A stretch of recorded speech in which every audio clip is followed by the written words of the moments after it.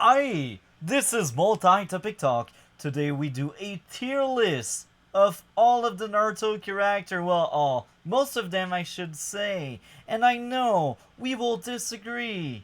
But this is my video, and you can still let me know what do you think of it in the comments. You can like it if you agree. Anyhow, this tier list will be made like as I am reading again the entire manga, and I will also rewatch the anime, and I will not watch these fillers. I will skip every single filler. So anyhow, please join me in that journey, and let's do that tier list. Before we dive deep into the land of waves, we will talk about the unknown tier. So far, the unknown tier only has these 10 ninjas, but as I am rewatching and reading again the entire manga and anime, maybe more ninja will add themselves into the unknown tier. So, what makes you unknown? Reason number one, I haven't seen you having a serious fight against anyone. So this applies to most of them. This is why they are here. Number two, yes, they may be very strong based on statement from many characters, the lore, or whatever you call it. But it's only a statement. It's only people saying stuff. And Kishimoto is known as someone that did retcon a lot of stuff. So because of that, well, I'm sorry to say that, but Hiruzen, the prime one, I haven't seen him doing any meaningful fight against any meaningful opponent to really think, oh, he is the god of shinobi of his era. I can only assume he was really strong. The same goes for Fugaku. It was considered to be maybe the fourth Okage before they really named Minato, but again, I haven't seen him in action. And we cannot really power scale him based on statements. The same goes for the third Kazekage. I'd like to also say that maybe the third Kazekage is believed to be that strong, but let's be honest, if he got defeated by Sasori before Sasori was really strong, does this mean the Sen village is really weak? Just saying there. When it comes to the tailed beast, I basically rank them by the number of tails they have. And I know Shukaku would be mad at that. He would say, oh, it's not because I have less tails that I'm weaker. Based on what I've seen, the two strongest one have the most tails. So I can only assume it's accurate that the number of tails define your power. It's only me saying that. But again, I will rewatch Madara against all of the tailed beasts just to make sure, just to like frame it the right way. That's why I only placed the Jinchuriki there. Most of these Jinchuriki, we only have seen them fighting Naruto and B in the war arc, but here's the thing. They were zombies, they used Rinnegan, they were not really who they used to be. They were puppet meat, basically. So it's really hard to gauge how strong these Jinchuriki are. It's just almost impossible, let's be honest. And I almost placed Yugito out there in that tier, but Yugito is shown to fight the Akatsuki later on, so most of the fight happened off screen, but you can still like gauge her power level somewhere, because she fought Kakuzu and Idan and she trapped them, even if they probably didn't care.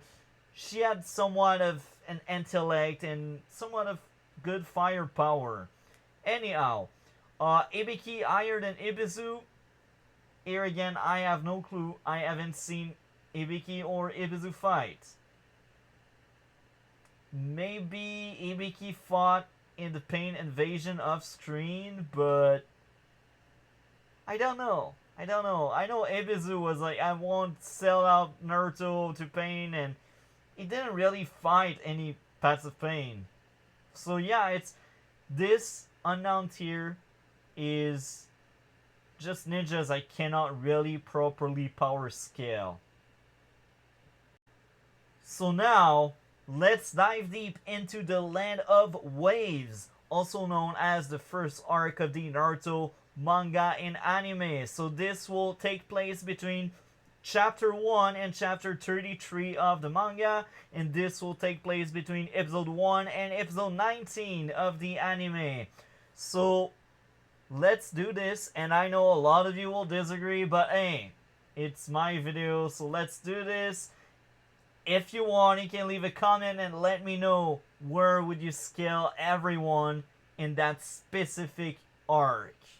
And I gotta say, before we really start, the power level of these ninja will go higher because there's power creep in the Naruto manga.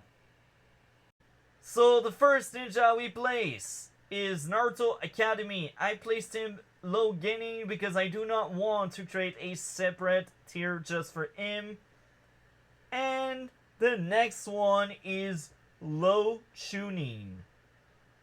Now hear me out on that. Naruto had a power buff because of love. He had a power buff because Erika was in danger and he was angry at Mitsuki. So because of that, this Naruto was way too strong.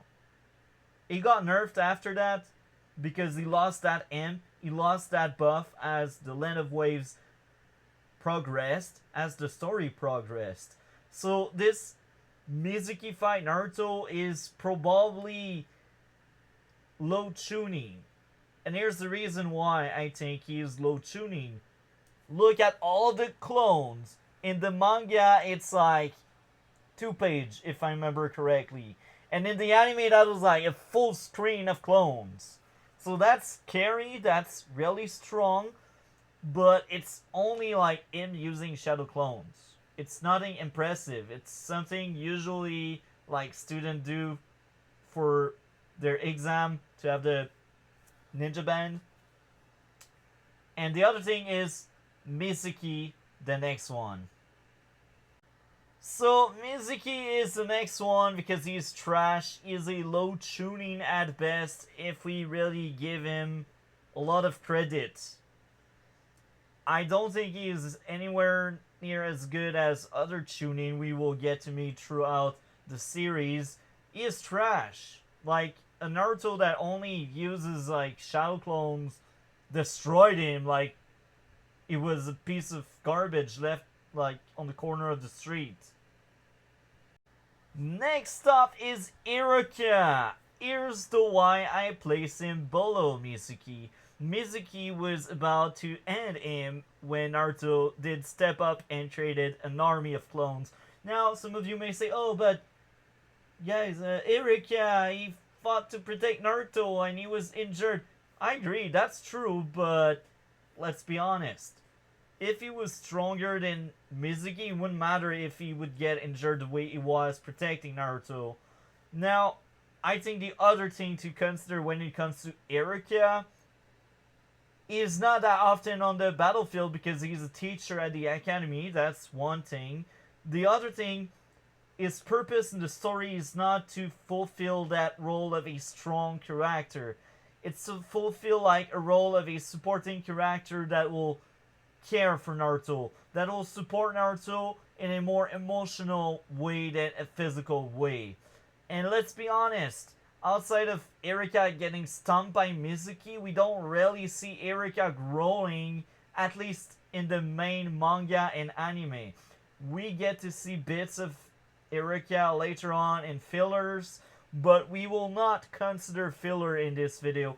Maybe we will consider filler eventually when I have time to waste and I will watch all of these filler again. I did see the entire filler of Naruto and Naruto Shippuden, but it's been a long time and I don't want to rewatch these just for this tier list. Anyhow, Iruka, low tuning. Next up is Naruto, Land of Waves. So that's basically Naruto during the survival test and on the bridge and as he's training on the trees. I will actually say that's Naruto right after the training tree. So that's like the peak Naruto can have before he transformed and destroyed Aku.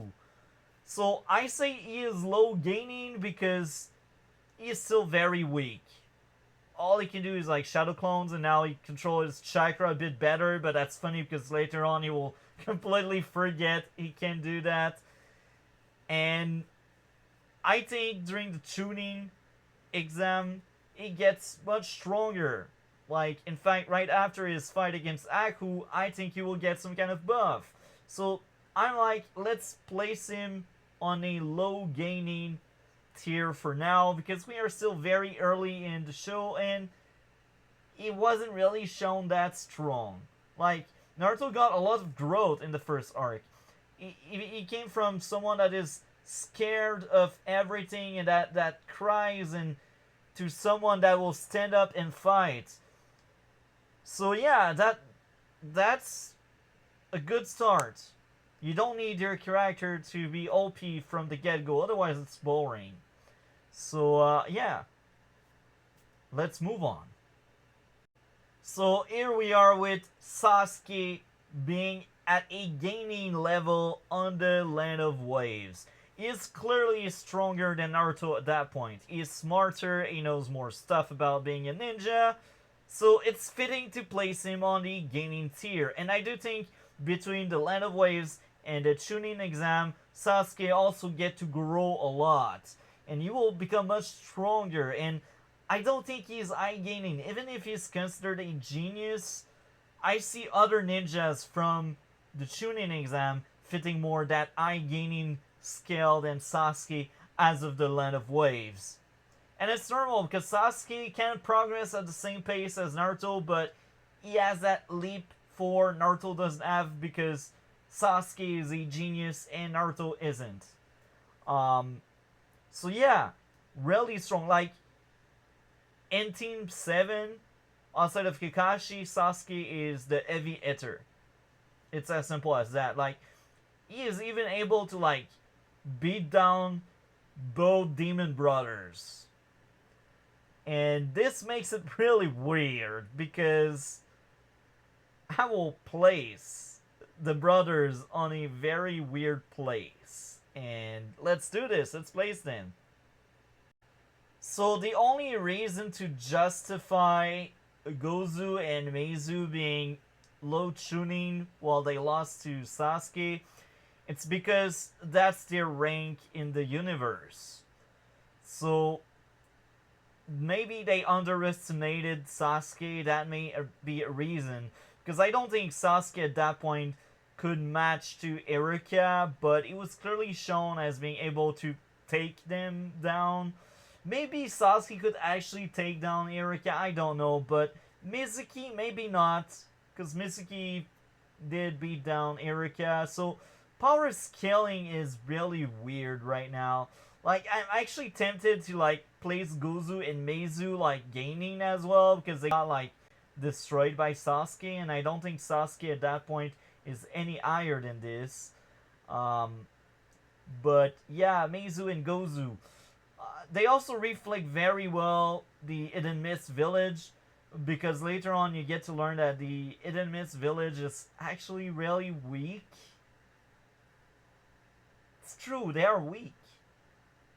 So I placed them only because of their rank, and not necessarily because of their power level. Their power level is clearly underneath Sasuke. The next one on the list is Sakura Part 1. So, let's be honest. Her best iteration is in the Forest of the Death. Even like against Ino, she had some interesting move and she fought well, but let's be honest, in the Land of Waves, Sakura was just chilling. She wasn't really involved that much in the combat. She was just pretending to be there. Now, she is indeed intelligent. she is book smart. She was the first one to really climb up the tree and complete Kakashi training. But that's as far as Sakura can go. That's why she is low gaining. And the only reason why I place her above the Naruto at the academy, it's because she knows how to clone herself. Well, Academy Naruto didn't know. Like, he learned Shadow Clone after he stole the scroll. But before that, he wasn't able to generate any clone. I know from the get-go I will get flamed for doing that. Kakashi Part 1 is low Jonin. Here's the why. Power creep. Here's another reason. Kakashi get to train a lot throughout the series. The best example is when he gave an appointment to train Sasuke just before the finals of the Chunin exam. We get to see Kakashi climbing some kind of ravine, some kind of cliff. So because of that, we can assume that Kakashi trains a lot. And Guy is his rival, and in order for him to keep up with Guy, he would need to at least train a little bit. So I say he is low Jonin in Part 1. He is low Jonin because power creep.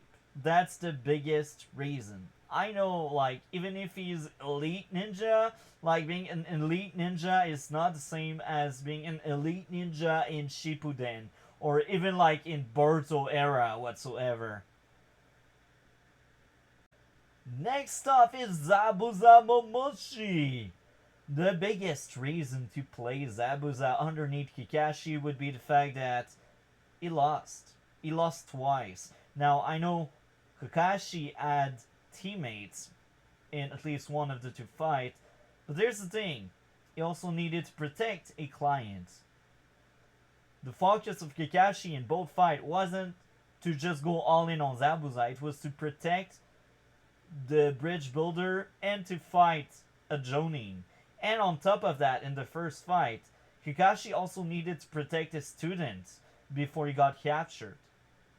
So it's a complex fight where it's really hard to really scale these two, but I strongly believe that Kakashi is slightly above Zabuza because his fight in both instances was harder. Zabuza, all he needed to do is like slice the client and boom, game over. Kakashi lost. So if it's just a brawl between Kakashi and Zabuza when there is no one else, I do think Kakashi would still win because he just has access to that many jutsus. He has 1000 technique. Kakashi is the elite of the leaf. And the leaf has some of the strongest ninja in history. So, yeah, low Jonin for Zabuza as well.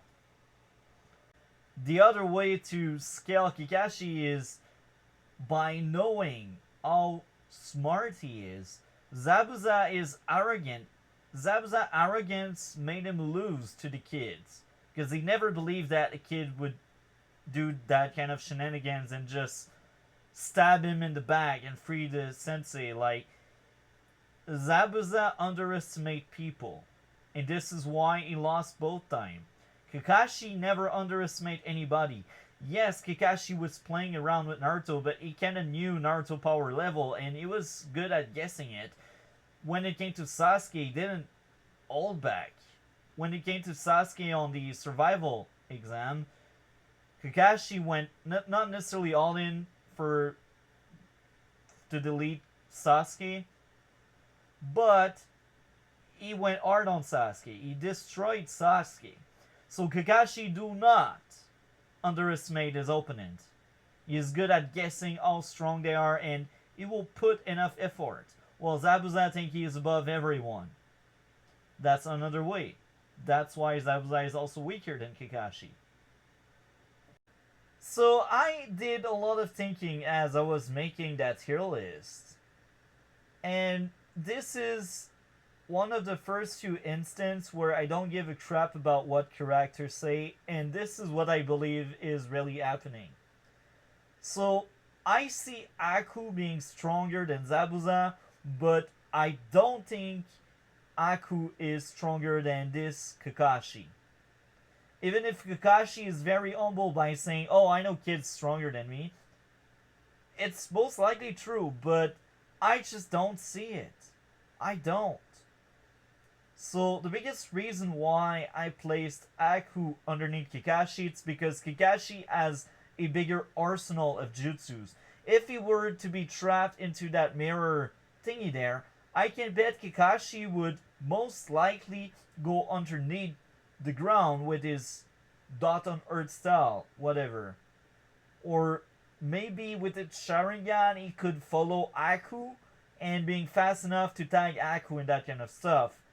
He's not invincible. Like, I'm sure there are weakness in that mirror jutsu shenanigans. And this is Aku's strongest asset. Kakashi has bunch of jutsus. So I can only bet and assume Kakashi stomps Aku. Now, Aku is stronger than Zabuza. And here's the why. And I was really thinking a lot about that after rewatching and reading again. So, Zabuza sent a clone after Naruto and Sasuke. The clone got outsmart. So he got kind of defeated because Naruto and Sasuke decided to free Kakashi. But that same clone didn't ended Naruto or Sasuke life. It didn't force them to pass out. Naruto was barely injured, and granted, Zabuza wasn't taking them seriously at all.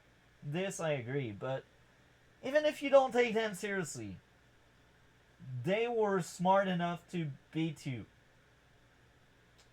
They were smarter than you. Then you place them, both Naruto and Sasuke, against Aku. They almost died.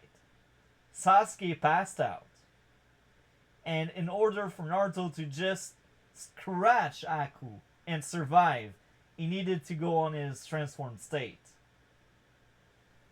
I also think that if Aku was weaker than Zabuza, Zabuza wouldn't need Aku. Zabuza needed Aku because Aku was his weapon. The biggest difference, I believe, is Aku shows restraint. He doesn't want to end someone's life. But again, this is weird because Zabuza is underestimating the gaining all the time. So I strongly believe Aku is slightly stronger than Zabuza, but not as strong as Kakashi. Let me know in the comment, how do you picture it? How do you see it?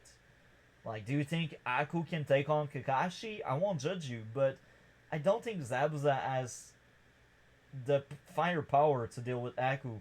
Like, based on what we have seen of Zabuza, if he gets trapped on that mirror jutsu Aku uses, he has no escape. He is done. And is he really fast enough to, like, catch up to Aku and react to Aku? I don't know. I don't think so. Kakashi True Edge is his Sharingan. His Sharingan makes him a threat. So here comes Naruto when he fought Aku and he was angry and enraged and full of power. Now for once I will listen to what everyone says. Zabuza and Kakashi are like, oh, what's going on? Like, that aura is so strong and is above our level. Like, it's scary. It cannot be Kakashi. It's beyond Kakashi. And the main reason why I do listen to statements here is proof. Naruto destroyed Aku really badly that Aku wanted to self-delete. And based on both Jonin, Aku was stronger than them.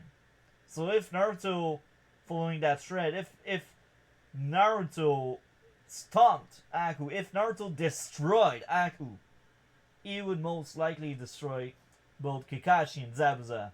And Naruto was crazy fast, and his raw strength was crazy. I feel like Aku had plot armor there because he survived one hit. This is how much of an amp Naruto got there. So yeah, for once I will listen to statements because it was backed out by proof of how much Naruto is. It's like rah, boom, boom, boom. So that's it for the Land of Waves. So this is how the entire Land of Waves looks like. Academy Naruto is rock bottom, followed by Sakura, followed by Naruto Land of Waves, followed by Sasuke. And then we got Meizu and Gozu, just because they are listed as tuning, that's why they are up there, but I think they are much weaker than Erika and Mitsuki. And Naruto got a crazy imp when he wanted to protect Erika. It's then followed by Zabuza, Aku, Kakashi, and Naruto angry. Angry Naruto. So I decided to divide into half the famous tuning exam. You know, just right before the Leaf Crush arc. So the first half is the Forest of the Death. The second half will be all of these fights that took place in the tower. So this is how I decided to divide the tuning exam. And we all know that these finals in the big arena are part of the Konoha Crush.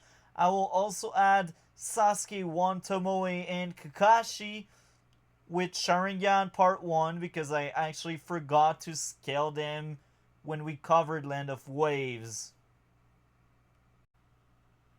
Just in case you didn't know it, I will tell you which chapter are part of the Forest of the Death and which episode in the anime are part of the Forest of the Death, and I will do the same when they do these elimination round in the tower. So the Forest is from chapter 34 to chapter 65. The episodes are from episode 20 to episode 36. When it comes to the tower, it's from chapter 66 to chapter 88, from episode 38 to episode 51. So this is how it goes, and as I am recording this, I am basically done rewatching pretty much everything. So let's do this. So far, this is what we have in our tier list. We got this, and we got that. And now I will move Wan Tomoe Sasuke. Now, it's really hard to say because he was heavily fatigued, but we can only assume he's just slightly stronger because now he's able to keep up with Aku, but that wasn't enough for him to take on full-on like Aku. So, yes, Wan Tomoe made him stronger, but this is as far as we can go. Now, when it comes to Kakashi Sharingan, it will be very interesting. I also added Shishui in the unknown because we don't know. He doesn't really get to shine at any point. Like, depending on what variation of the manga and anime you have seen or read, we have different scaling, and it's really hard to tell his power level. He is only praised and respected a lot by everyone. So I'd say this is how it goes.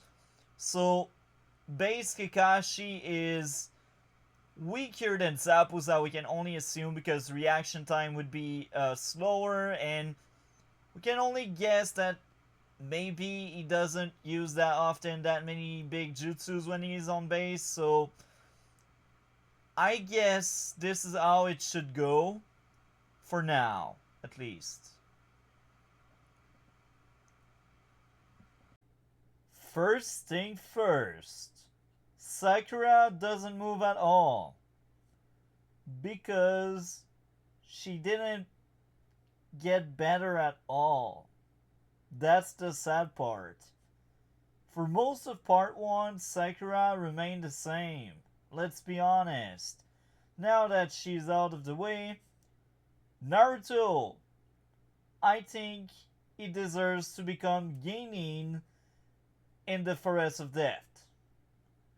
And maybe even like in these fight they have in the tower, maybe there he may bump up to Genin, but even there I'm not quite sure. The biggest reason why this Naruto is up there is how impressive he was throughout that Forest of the Death. He had so much chakra, he traded so much clone, and his battle IQ, let's be honest, it was decent. It wasn't over the top, it wasn't OP, it wasn't Shikamaru level, but it was clever considering how stupid Naruto used to be. Again, Naruto, a really good genin. I do think Sasuke with one Tomoe would be slightly above, but this Naruto clearly beats the other Sasuke we got underneath. Now, I may shock you with this placement there. So, Naruto Kien 0 Chunin exam is Jonin level. Hell yeah, he is most likely above Kakashi, and the biggest reason, Orochimaru was scared enough to seal him off. And let's be honest, that Naruto tanked a huge attack. He fought very well against a Sanin. Can I add more to this? I don't think so. Do I need to? I don't think so. Now, here we go with Sasuke Kirschmark State 1 Forest of the Death. Now, I did consider this one for low tuning. But here's the catch. I do think he destroyed every single member of low tuning. Like, base Sasuke was able to deal with Gozu and Meizu, and now he got significantly stronger. Significantly. Whatever. He got better. As simple as that. And we will add more to this. He was strong enough to destroy the team of the Sound, Zaku, Kin, and Dosu. Yes, they were fatigued, but even Rock Lee were not able, to beat them. Rock Lee wasn't able to beat them. And this Sasuke just wakes up and beat the crap out of these villains. I call them villains, yeah. Even if they are a joke, I call them villains. So I gotta say, to Tomoe Sharingan Sasuke was scary. He was able to compete with Orochimaru for a really small amount of time. Granted, Orochimaru wasn't going for the kill, he was just enjoying himself, but still, the guy is above Jonin. So that's a feat in itself that Sasuke was able to burn that guy's face. Just saying. He was basically alone in the fight until Naruto came in. Or after. Actually, I got that one mixed up. Maybe it's after or before, whatever. At some point, Naruto comes in and saved the day, or Sasuke saved the day. Who cares? Yes, I will shock you. Orochimaru in the tuning exam is right there. Now, let me explain. First of all, we only have seen him fight weaker opponents. I do not consider Hiruzen versus Orochimaru yet because this is much later in the story. Now, do I think he got stronger in between? Maybe, I don't know. Maybe not. But here's the thing. It's really hard to scale Orochimaru in the Forest of the Dead because you need to consider many factors. First of all, he fought Naruto and Sasuke. Second, he wasn't going all out to destroy them or end their lives. It was just chilling and having fun. He did consider like placing his curse mark on Sasuke, so he wasn't going all out. But here's the thing. He got scared by Naruto. That's why he did the 5-pound seal and he knocked out Naruto. He was scared. So this tells me that Orochimaru maybe could have lost if he didn't seal away Naruto. Now, I do think he's above that Naruto. It's obvious he stopped him. The other argument to place that one over there is the fact that the other fight he got was against Enko, and Enko is just a special Jonin. She is slightly above a Chunin. And again, he destroyed her, but that's not a huge opponent. Like, it's easier to gauge people that are Jonin level if they fight other Jonin level. You cannot praise a character for beating someone down when that person down is lower and weaker. You just cannot do that because it's not proper power scaling. But trust me, Orochimaru will go up. It's just that in the Forest of the Dead, he is clearly the strongest character we got so far, but we still don't really know how much, how does he scale, how above everyone else he should be. And on top of that, his face got burned by Sasuke. And Sasuke, keep in mind, is still a Genin right now. He is one of the top Genin, but yeah. Like, the kids, they did much better against Orochimaru than they did against Kakashi. And there's a lot of factors. They got stronger, they did teamwork. But even there, they burnt Orochimaru's face. They scared him away enough that he sealed the chakra of the Ninetail. Enough said for now. Next one is Keen. Let's be honest here. She's trash. They were doing a 3 versus 1 against the weakest member of Team 7. And Keen did struggle. I mean, they all did struggle against the weakest member of Team 7. Yes, Sakura got help from Rock Lee, from Team 10. Regardless, Keen is trash. Even in the only battle she gets after that in the tower, she is trash. She is a joke. Like, she was just there to add a female villain, and that's it. Next one is Zaku.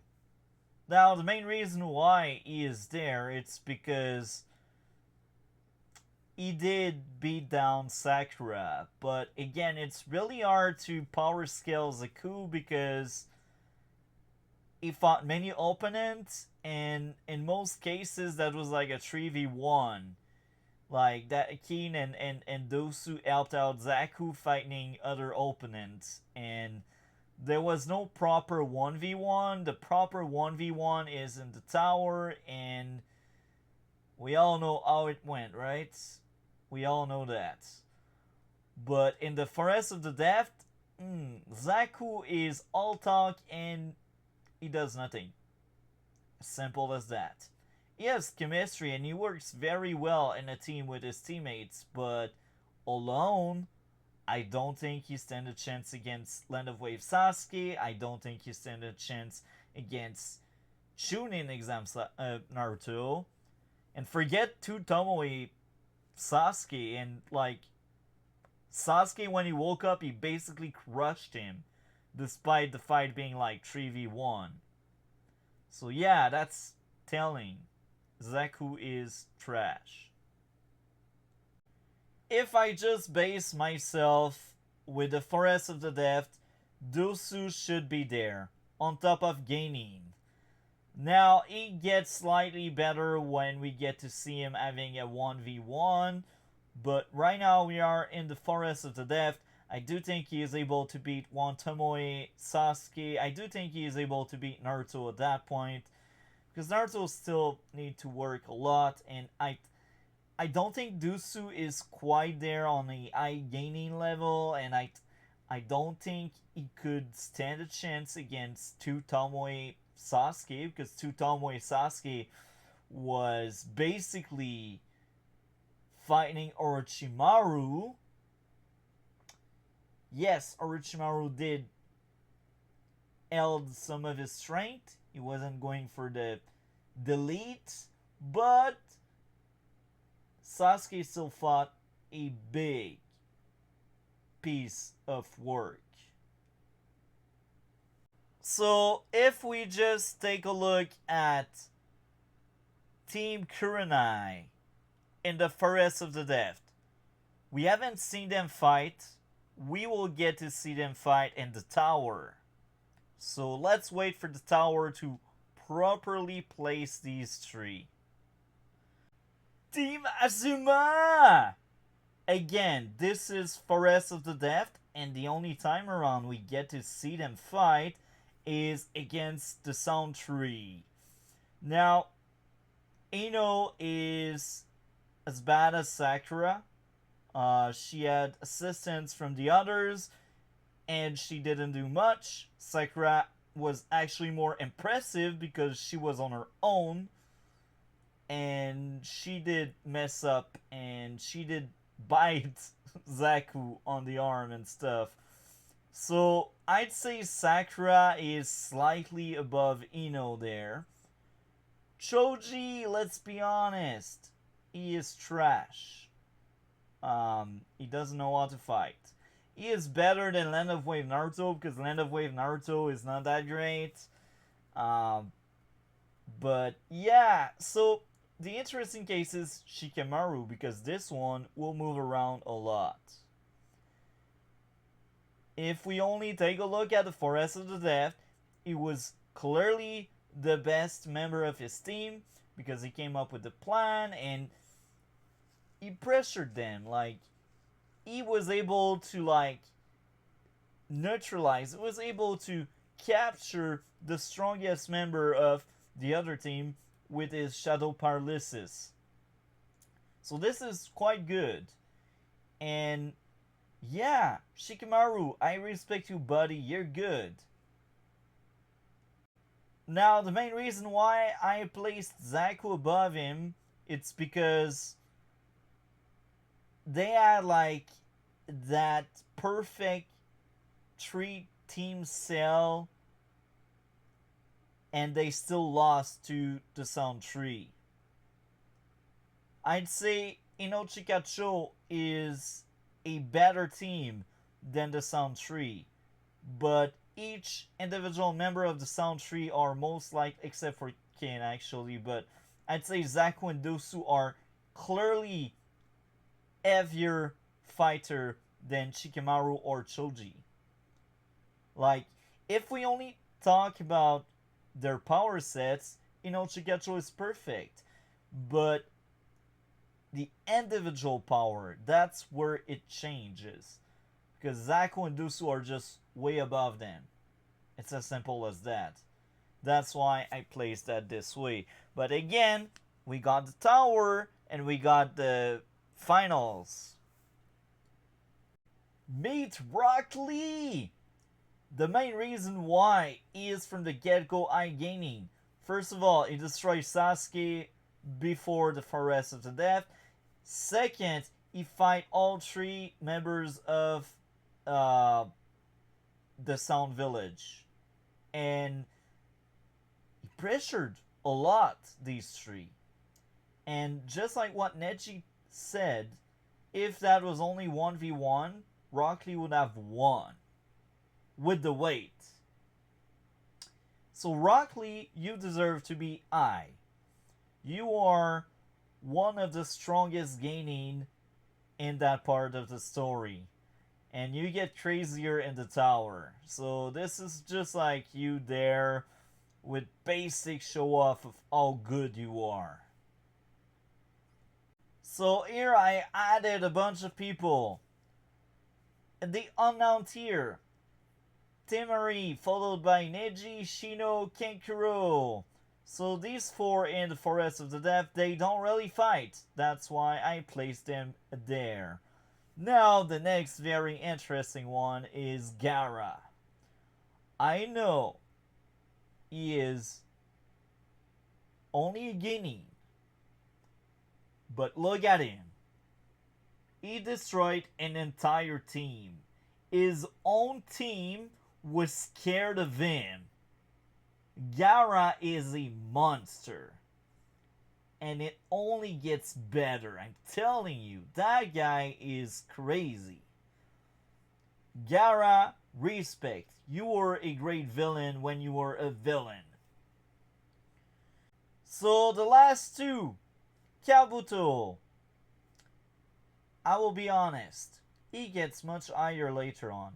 But here, he doesn't go all out. He is still a spy. He is still undercover. He is still collecting data on everyone. So he doesn't go all out.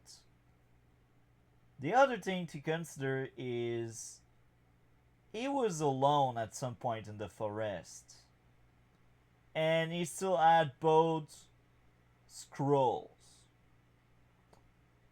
That's one thing, right? And when he fought with Naruto and Sasuke and Sakura and all, he did amazing. He has a good analytic. He is a strategic guy. He is a brain. He is smart. He is intelligent. But I cannot place him any higher in the Forest of the Dead because he doesn't showcase his true power. This is only a quick guess about where he should sit at that point. Next up would be Anko. She is clearly stronger than a Chunin. She had mean to end Orochimaru's life, but Orochimaru was just stronger and better, but Anko was still a threat. She fought a far stronger opponent and she is still alive. Respect Anko. That's the best thing you can ever get, because that's the last time we get to see you fight. It's sad, right? Very sad. So now we will scale everyone that fought in the tower right after the Forest of the Death. So this includes 10 battles, 20 Genin. I cannot wait to cover that. I will basically only consider what happens between chapter 66 and chapter 88. And if you look at the anime, I will consider what happens between episode 38 and episode 51. So this goes really to the point where Naruto gets to train with Jiraiya for the first time. So this is a huge gap with a lot of interesting fights. Next up, your Akado. The main reason why he sits on top of Genin, it's because of his axe. Draining chakra is quite strong, I will admit it. But here's the catch, here's the thing. A heavily fatigued Sasuke was able to take him down. On top of that, that same Sasuke wasn't even using his Sharingan. So the main reason why I placed him above those two, it's because so far I haven't seen the Dusu fight, but hey, I've seen Sasuke with Wantamoi. I've seen Forest of the Dead Naruto. I do think Yor is so far the strongest on the gaining tier, but this may change very soon. We will see how it goes. Let's do this. So we are in the elimination round inside the tower, and Zaku just got destroyed by Shino. The main reason why Zaku is now low gaining, it's because he got humiliated twice. A first time against Sakura, which left him like one of the weakest Genin. But then we get a showcase of Zaku full power in a full-fledged 1v1, and he lost both arms. If you take a look at the manga, both arms are basically ripped off his body, which is much worse than the treatment he got in the anime. And this kind of stuff happens a lot. So Zaku is actually trash. Hell yeah. You belong there, low gaining. I still think he is stronger than Choji, because Choji Part 1, let's be honest, he is trash. And yeah, so the next one is Shino Aburame, the winner of that fight against Zaku. He feels like a very smart character. He outsmarted his opponent, and on top of that, he has very interesting and strong power. But here's the catch. This is the only true time where we get to see Shino true power. Because then Shino is forgotten. Well, actually, he fights in the forest after that in the Konoha Crush. So maybe, like, in the Leaf Crush arc, he will have some kind of showcase, but it will be done. So yeah, Shino, I do think this Shino is stronger than what Kabuto has led the viewer believe. But I don't see him defeating Rock Lee. I just don't see that. Rock Lee is just too fast and too strong. So we are still in the elimination round inside the tower right after the Forest of the Dead.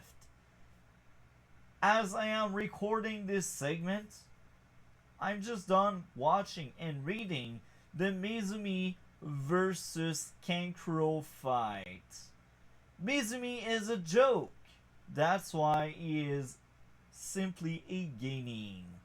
Now I place him above Shikamaru from the Forest of the Dead because he got a full-fledged 1 versus 1. And I don't see Shikamaru beating him yet.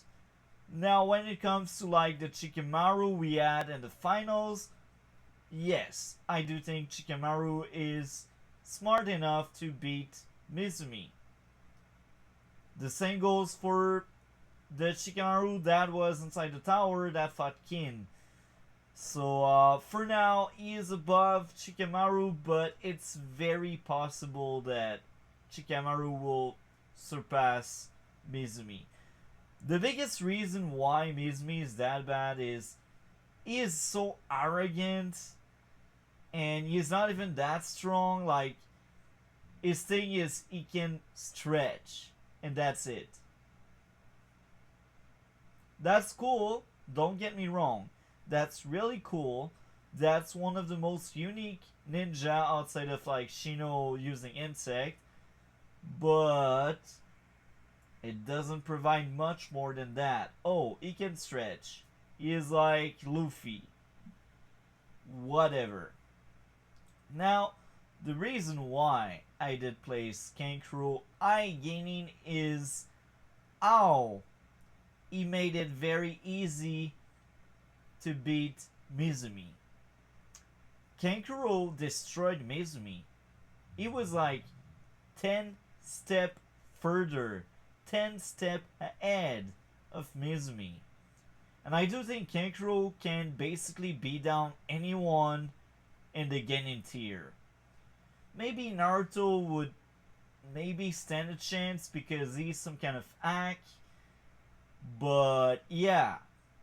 So the reason why he is the weakest in the eye gaining, it's because we got like monsters like Rock Lee that basically fought an entire team and didn't die. We got Shino that turned Zaku into a joke. And we got Sasuke that basically fought Orochimaru. So, yeah, Kankuro being the lowest eye gaining doesn't mean much. It only means that he is above the others, but lower than his own tier. So now I am done watching two fights. The Ino and Sakura fight. Actually, three. The Ino and Sakura fight, the Tenten and Temari fight, and the Kin and Shikamaru fight. So, Sakura and Ino do not move. They ended up doing a tie, and I think Sakura has shown much more feats than Ino. So just because of that, I think it's fair to say that Sakura would be higher. Now, next up would be Tenten. And the only reason why Tenten is higher than the others, it's because she's kind of scary and she found like her worst nightmare when they fought. But there's the other catch. The biggest reason why I do think she belongs in low gaining is in the manga, she doesn't fight. Well, she fight, but that's off screen. Only the anime get to showcase Tenten power there.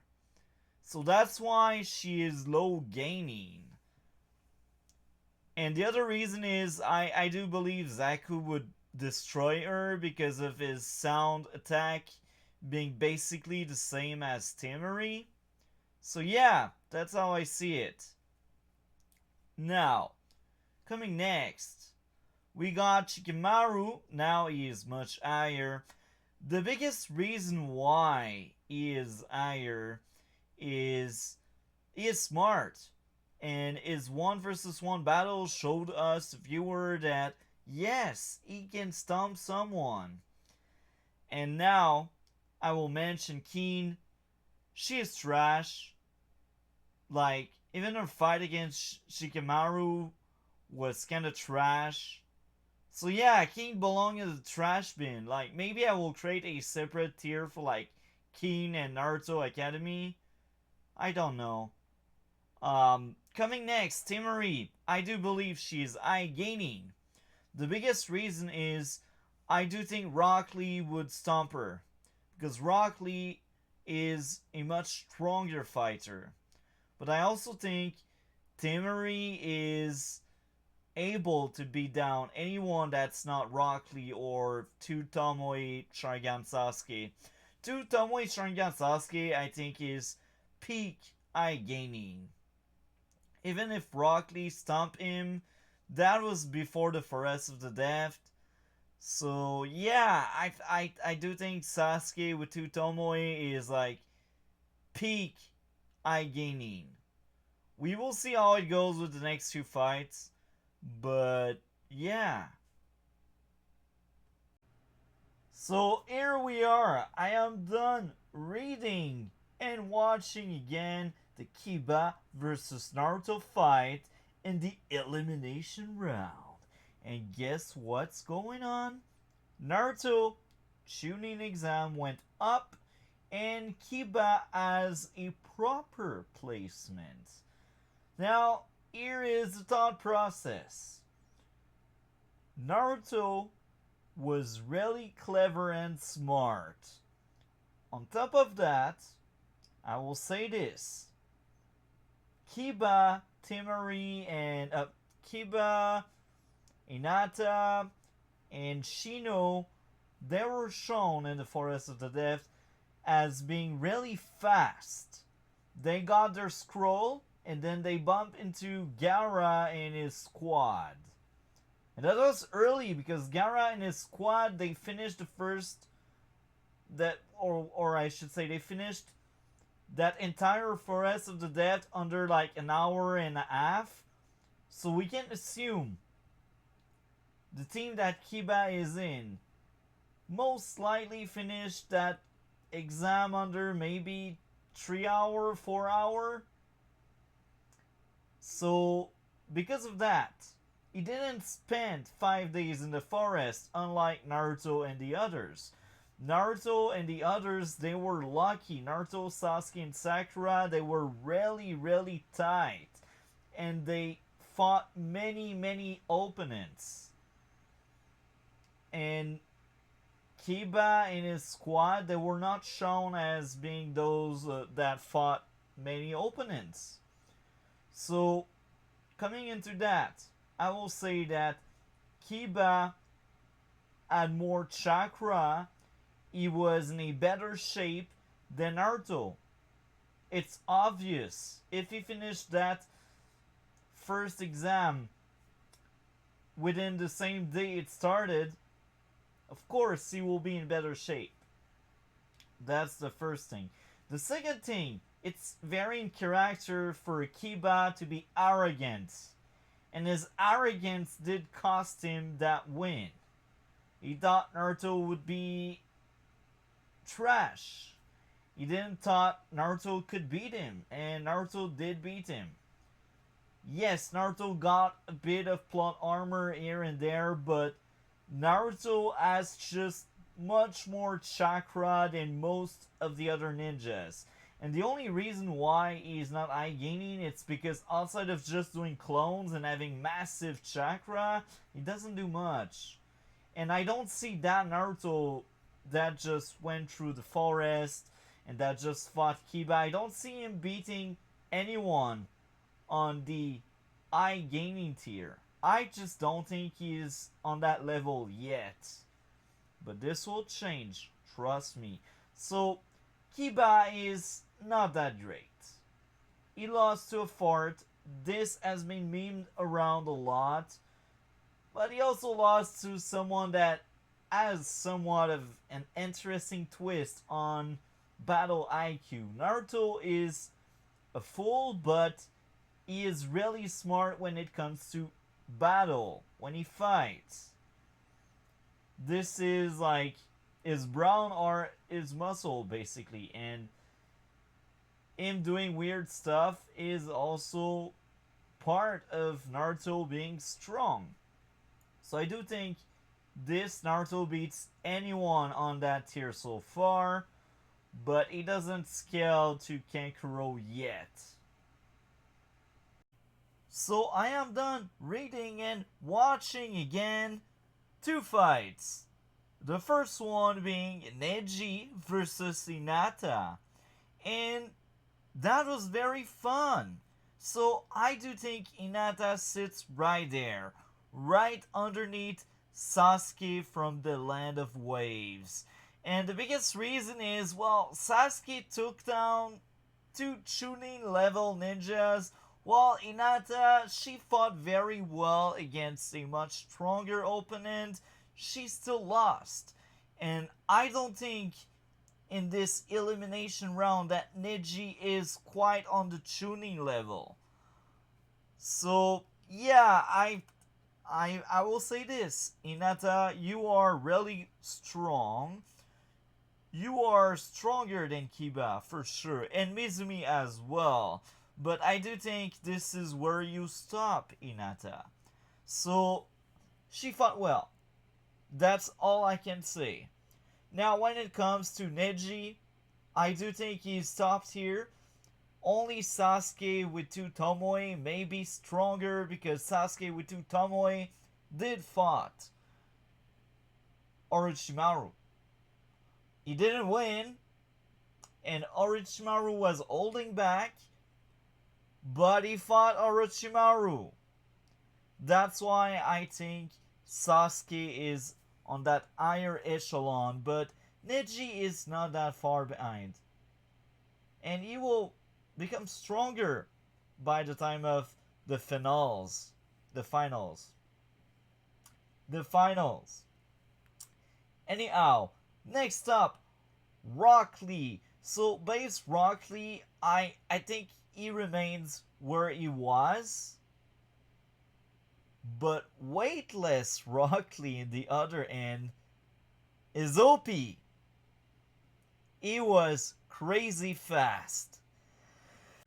That still wasn't enough to beat Gara. That's why Gara is on the higher echelon. And I just realized I actually forgot to watch the last episode of the fight between Gara and Rock Lee. And this is why we don't see Fort Gate Rock Lee being in that list right now. So I will be right back very shortly. But before I leave, I gotta say, even if Rock Lee is a threat, even if Rock Lee is really strong, I don't think this fight favors Gara that much. Yes, Gara is stronger, but here's the catch. It was much more impressive to see Gara dealing with an entire team of gaining that appeared to be stronger than him than having to fight a 1v1 that basically broke your armor or sent armor. Or, yeah. So I will be right back. I will admit something. Fort Gate Lee is broken, and I needed to place Gara higher just because of that. So my thought process is wow. Fort Gate Lee stumps most character we met so far. Fort Gate Lee is just that impressive. And Gara just surviving that monster is a feat in itself. So that's why I'm like, yeah, Gara, you're higher. And Rock Lee, you're also higher, but Gara is stronger because Gara won the fight. But yeah, Fort Gate Lee is busted. He basically breaks the arena where they fight.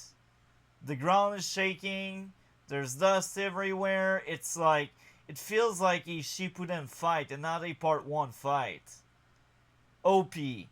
Much more impressive than what we got in the manga. I will admit that. So here I am done watching and reading again the very short and boring fight between Dosu Kinuta and Choji Akimichi. Guess what? One of these two went up, the other one went down. Choji is trash, and Dosu is slightly stronger. He went up a tier while Choji went lower in his own tier. I still think Choji is stronger than Sakura, Ino, and Keen, but Land of Wave Naruto can stop that guy. Let's be honest. He surely can. So yeah, that's how I see it. I'm excited to cover what happens next. Yate versus Baki. This is most likely going to be the last fight before we go into the exam finals. Here we are. I am done with the elimination round, the Chunin exam, and shortly we will enter the Konoha Crush arc. Yes, we will. So with that being said, the last character that will be placed will be Kabuto. And this time around I did place him in the Embu tier. The biggest reason, at that point, we haven't really seen Kabuto true power. All we have seen is Kabuto being able to escape from Kakashi, which is a feat in itself. And this is why he is on the Enbu tier. If he was really in the Jonin tier, he could fight Kakashi, or Kakashi would be forced into using his Sharingan. But in the short exchange they had, Kakashi wasn't using his Sharingan. And yeah, that's all I will say for now. And I know later on Kabuto will have a fight against Tsunade that will really showcase Kabuto true power level in part 1. Anyhow, since we are done with every character from the Chunin exam, we will take a look. The ceiling of power was Orochimaru, followed by Naruto, Ki and Zero Chunin exam. So that's the Naruto that fought Orochimaru. And then the bottom of the power scaling is Naruto Academy. It's obvious. Kin is also kind of trash. And Ino and Sakura are quite low, let's be honest. Anyhow, this is what we got so far, and we will start to talk about the Tsunade retrieval arc and Itachi and Kizame versus the Jonin. Itachi and Kizame invasion. I got mixed up just a bit. I'm too far in the future. So as of right now, we are starting officially the Konoha Crush arc. And this will cover from chapter 89 to chapter episode 52 to episode 80. This is a huge gap where a lot is going on, and that power scaling may end up getting really messed up. Cannot wait to do that. So here we are. I'm done watching Ayate versus Baki, and let's be honest, Ayate seemed really strong, but he didn't do much, and Baki just destroyed him. Now, the biggest reason why I place Baki lower than Zabuza, it's because Baki fought a weaker opponent than Zabuza. Yes, the fight was really easy on his end, but it's really hard to power scale properly Baki. Yes, his only technique one-shot someone, but the someone is not that impressive. Now, the reason why Enko is higher than Ayate, it's because she seemed to fight a stronger opponent, and at some point you're like really wondering if Enko could really get a shot at Orochimaru. When you really look at Ayate, there's no way Ayate can take on Baki. And it's obvious that Orochimaru is stronger than Baki. So yeah, this is why I placed these two there. So I am just done watching and reading again the Neji versus Naruto fight in the Chunin finale. Hell yeah! The Chunin finale was very fun, amazing. So Naruto went up an entire tier. He is now on top of the Genin tier, while Neji is now second in the low Chunin tier. The biggest reason why Naruto went that high, it's because now he is smart. He sends clone instead of exposing himself. He used non-intel against his opponent because he knows that Neji can shut down his chakra. And let's be honest, Naruto did train, so he basically improved. His base form is already higher just because of the training he did. Now the same goes for Neji. He also trained, so his base form also went up, and his showcase of strength was terrifying. And now at that point I'm like, he stumps everyone in the low Chunin tier with low difficulty.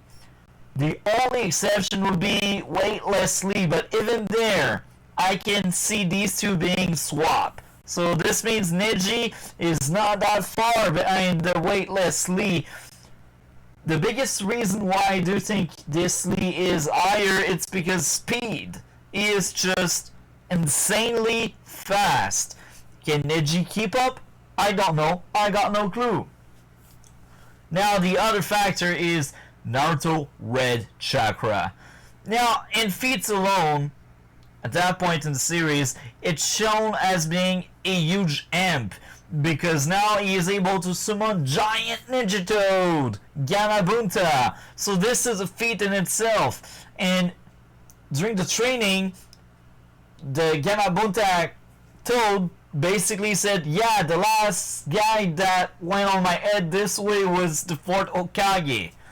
So this is telling a lot of Naruto Red Chakra. And the other thing is now Naruto Red Chakra basically bested the best Genin.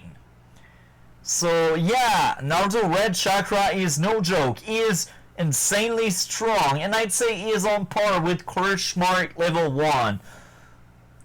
The only reason why Crush Mark may be on top, it's because Sasuke has a bigger arsenal, and Sasuke basically took on an entire team, and he told those to go home, bro, like you're done. So yeah, it's really hard to place them side by side this way. Red Chakra Naruto is insanely strong. He is most likely as fast as weightless Lee. So that goes back to what I said, that Lee is probably faster than Neji, because I'm sure that if Naruto kept fighting with that Red Chakra, Neji would have stood no chance whatsoever. So yeah, very fun fight. I liked it. It's so sad that Shippuden get to ruin everything about the failure, becoming a genius, and that kind of stuff. So here we are. I have done watching and reading again the Temari versus Shikamaru fight, the legendary fight. So with that being said, I do think after watching it that Shikamaru is now eye-gaining at best. I do think he's smarter than Shino, and I also think he would most likely win a fight against Shino. But here's the catch. His brain is not enough to beat Rock Lee or Naruto.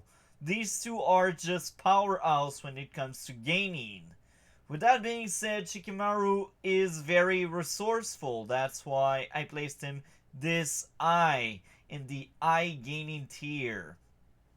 Now, coming next, we got Temari. She is now a low Chunin.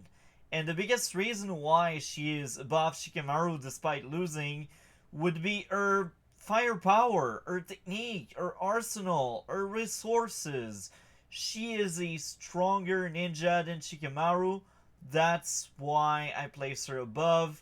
But Shikamaru is clearly smarter. He knows how to make his way around his weakness. Temari, arrogance is also a factor there. But anyhow, I do think Temari is stronger than Mizuki and Erika and Gozu and Meizu. But I don't see her beating like the crazy imp Naruto that fought Mizuki. I just don't see that happening. She is strong, but not that strong. So the next one is a tricky one. That's why I show you. In the anime, the guy appeared in episode 67. In the manga, he appeared in chapter 93. So let's scale him with the very short cameo that you may miss if you blink.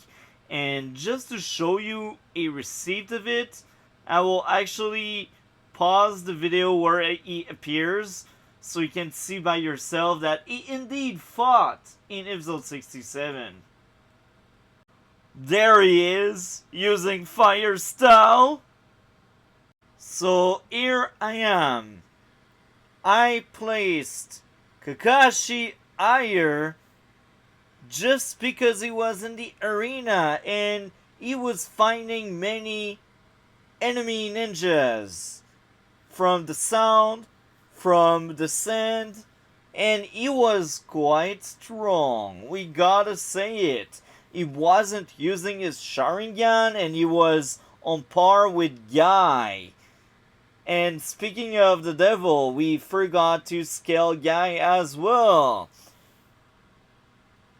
So here's the thing. Kakashi trained. We have seen him on screen training. He was climbing to reach Sasuke. So this is why his base form is higher. And the biggest reason why I left the Sharingan in low Jonin, it's because so far where I am right now, we haven't seen him using his Sharingan since he trained. So we cannot properly scale it. I think we will properly scale the Sharingan only on the next arc when he fights Itachi. Anyhow, I placed Guy above Kakashi because I do think Guy is slightly stronger than Kakashi.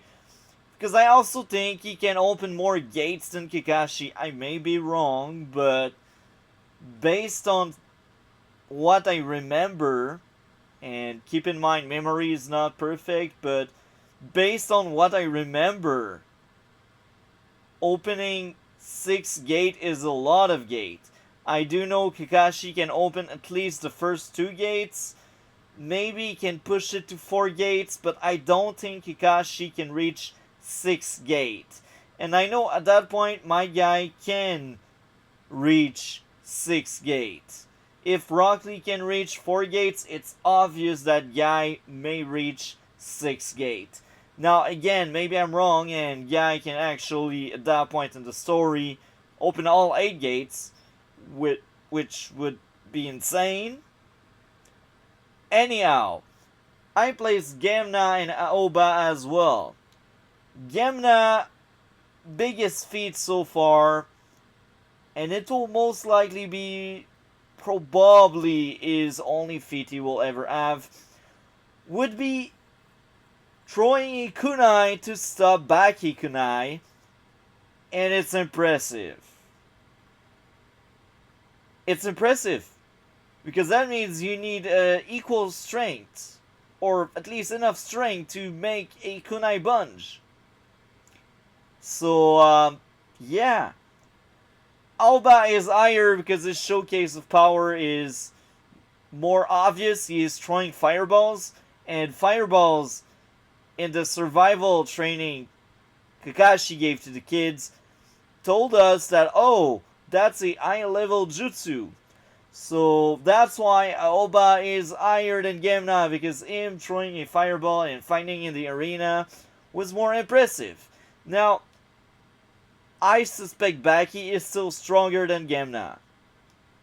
Otherwise, Gemna would have defeated Baki, and I don't think Baki gets defeated.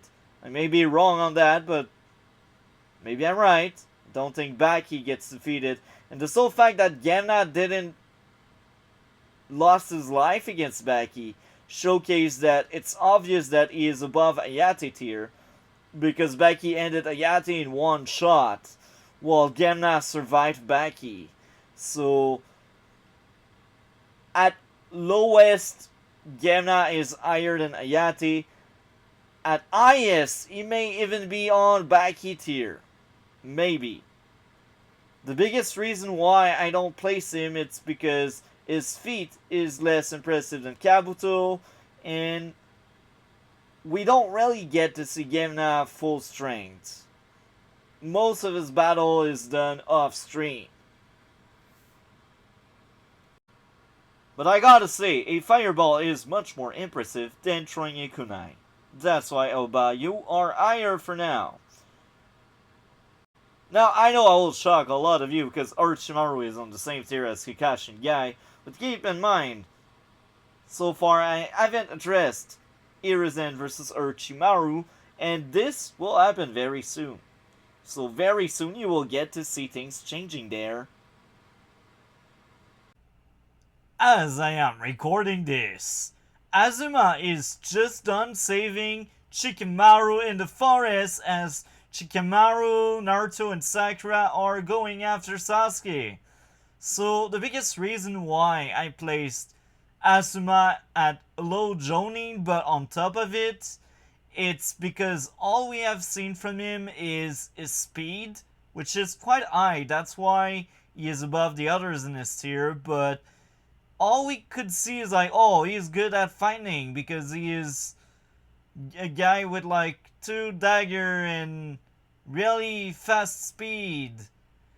So yeah, based on that fight, he took on like 9 uh, medium or superior, like 9 either Jonin or eye tuning ninjas at once, and this is quite impressive. So yeah, he just made it look easy. Oh, these guys, they are trash.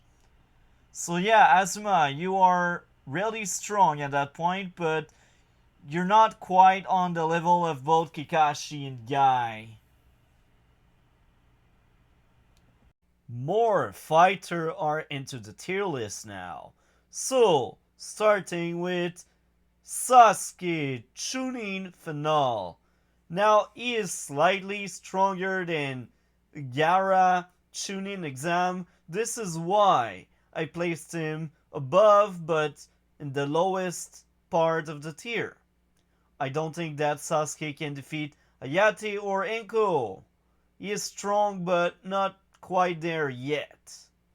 Next up, we got transformed Gaara when he fought both Sasuke and Naruto in the forest.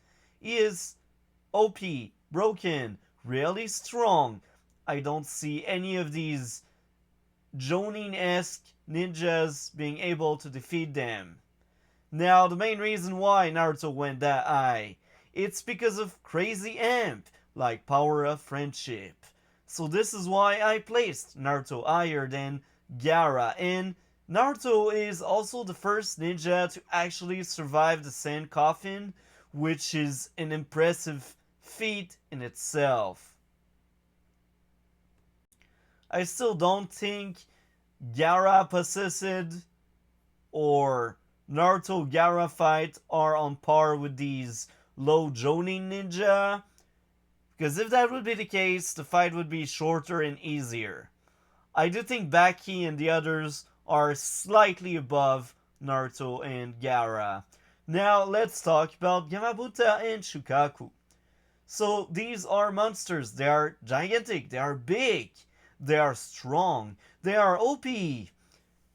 So they are higher than Guy and Kakashi because at that point we don't really see the full extent of Kakashi and Guy power, and the best showcase is like, oh, they are like really good Jonin, and that's it.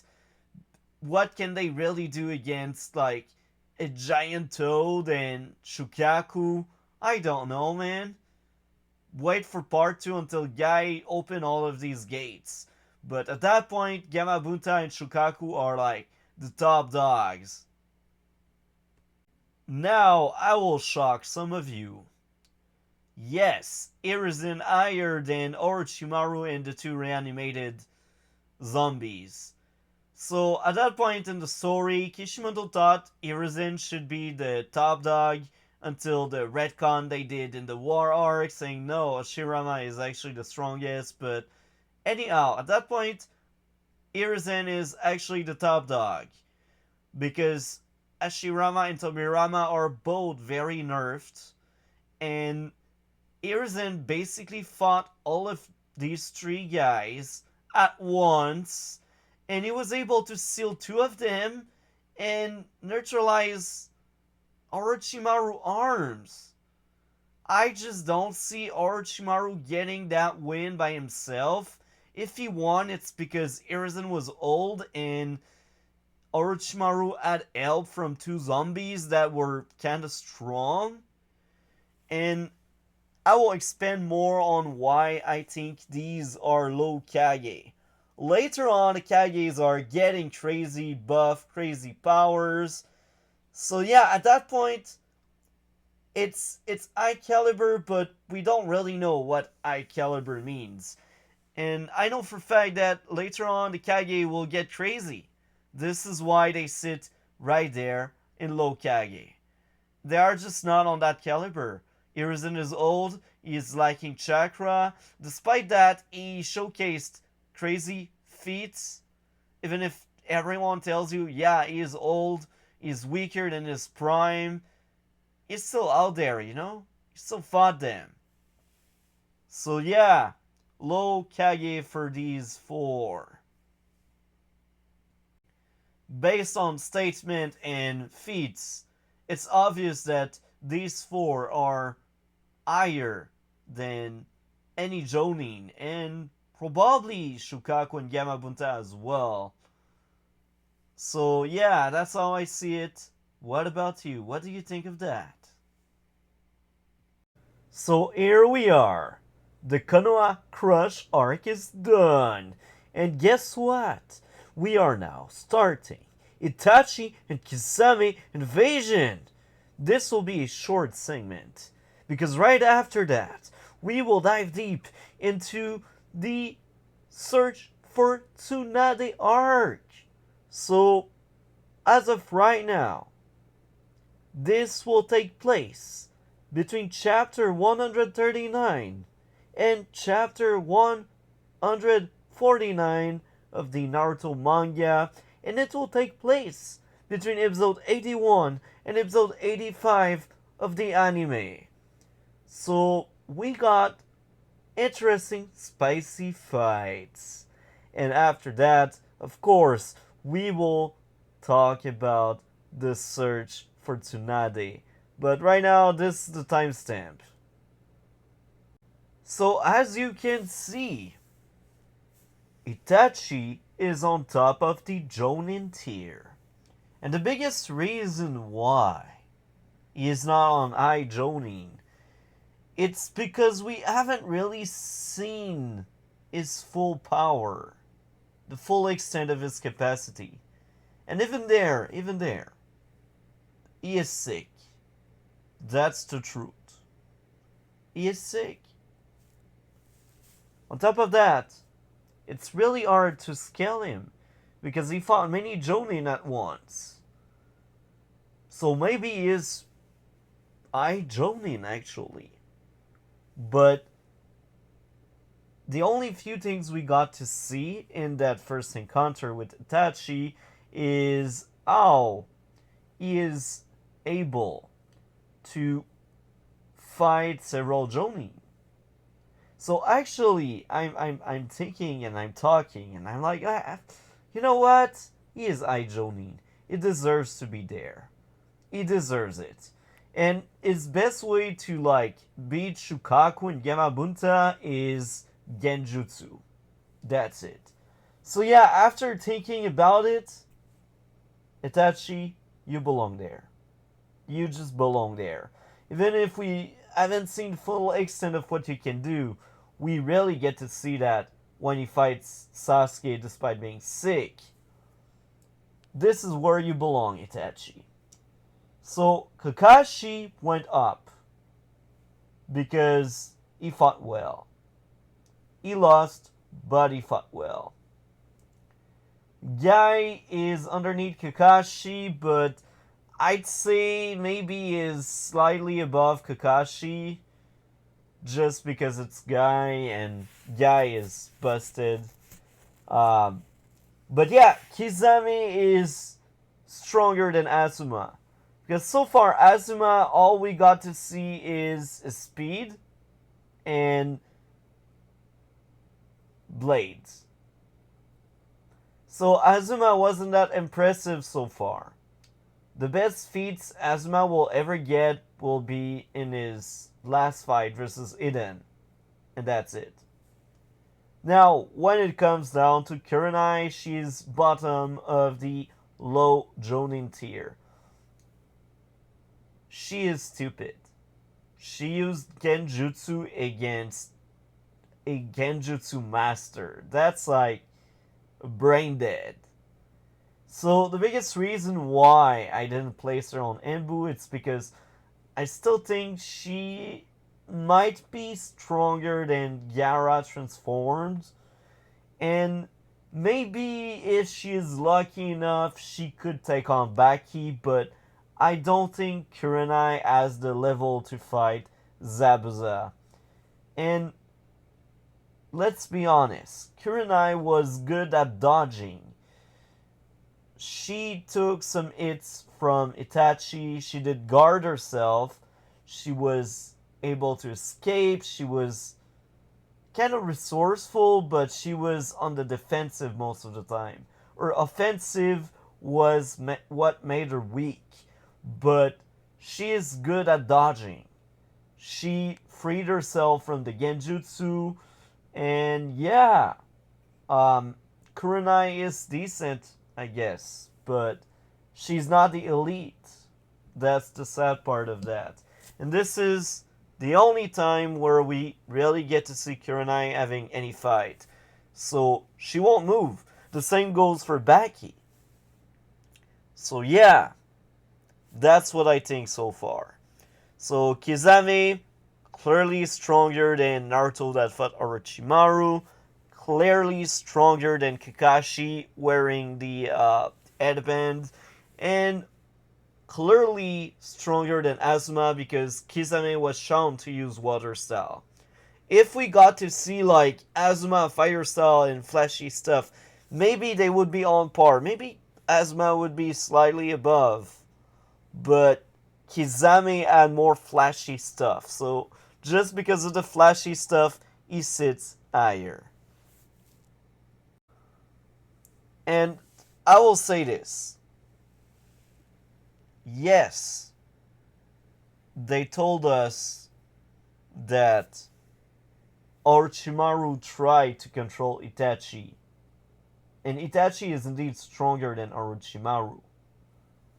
But the biggest reason why I don't place him there is because so far we only have seen Itachi fight Jonin level ninjas. And we haven't seen Itachi full extent. While Orochimaru had more showcase of what he can do. And yeah, maybe later on Itachi will go higher. But he is sick, so that's the other thing. Itachi being sick really makes him weaker. So yeah, that's the biggest reason why Itachi would be there. And later on, as I said, when he fights Sasuke, more showcase.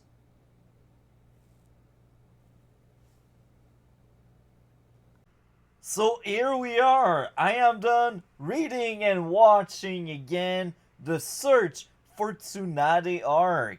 And in the end, it's a very weird and hard arc to scale and rate. Now, to start off with this, I know Itachi should be higher, but here's the catch.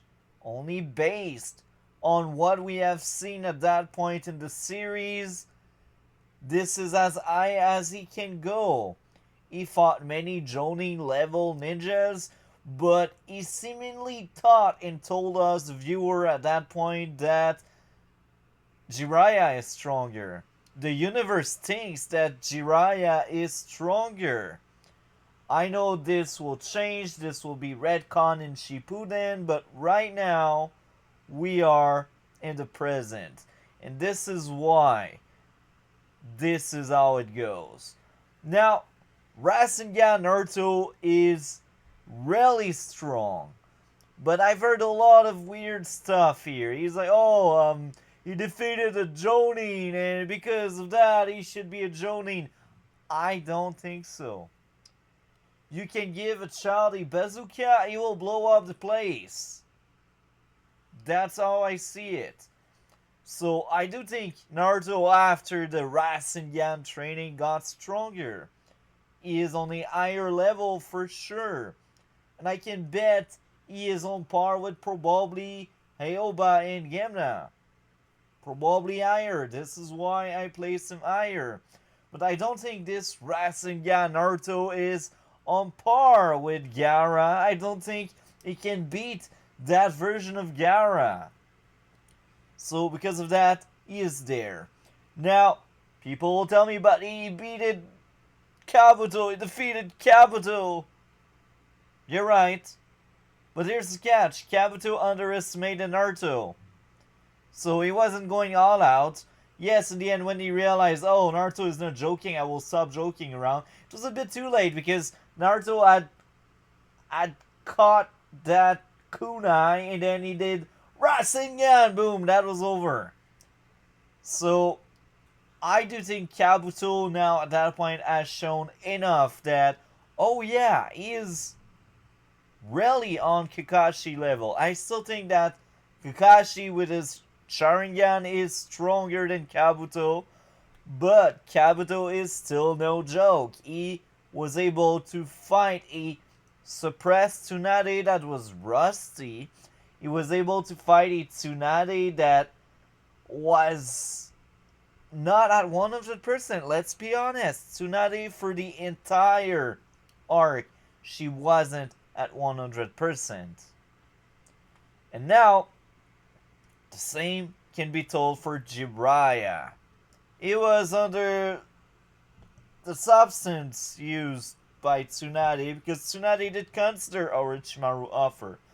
Now, we got Orochimaru no arm in the same tier as Tsunade, Jiraiya, and Orochimaru. And here's the why, the thought process behind it. He fought both Jiraiya and Tsunade, even if they were injured, even if they were not at 100%, he fought both of them. And he was able to escape. He didn't win, he didn't lose. That's what I consider a tie. Kabuto was in no shape to fight back after taking that Rasengan. So yeah, that's a tie in my books. I don't think this Orochimaru is as strong as the Hashirama and the Tobirama we have seen. I also think that Orochimaru Chunin exam, or at least the one that fought Hiruzen, is stronger than both Tsunade and Jiraiya because he fought Hiruzen. And the showcase were really good. And that was like 100% versus like Nerf Hiruzen that at the end of the fight decided to go all in. So this is how I see the power scaling of this arc. I am looking forward to read again and cover the Sasuke retrieval arc. This will be exciting. Coming next, Sasuke retrieval arc. From chapter 172 to chapter 235 in the manga, and from episode 106 to 136 in the anime. So no filler there, only the meat, only the action, only the real Naruto there. And this is what a lot of people consider to be one of the best arc in the entire series. I just realized power creep is crazy. Look at that.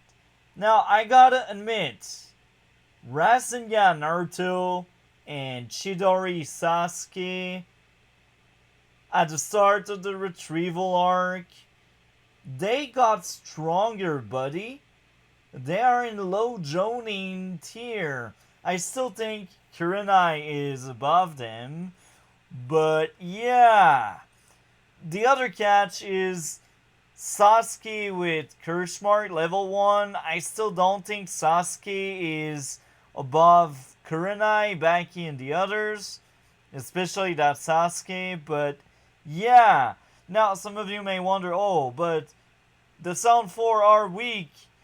Well, they were playing around Sasuke, and as I am recording this is only the start of the retrieval arc, so I haven't seen the full extent of their power yet.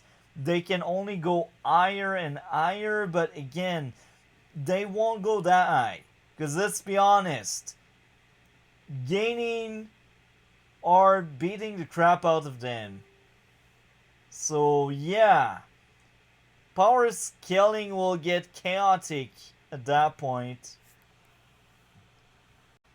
Also do think that weightless Lee from the tuning exam is most likely strong enough to beat all of the Sound 4 in their base form, but that's their base form.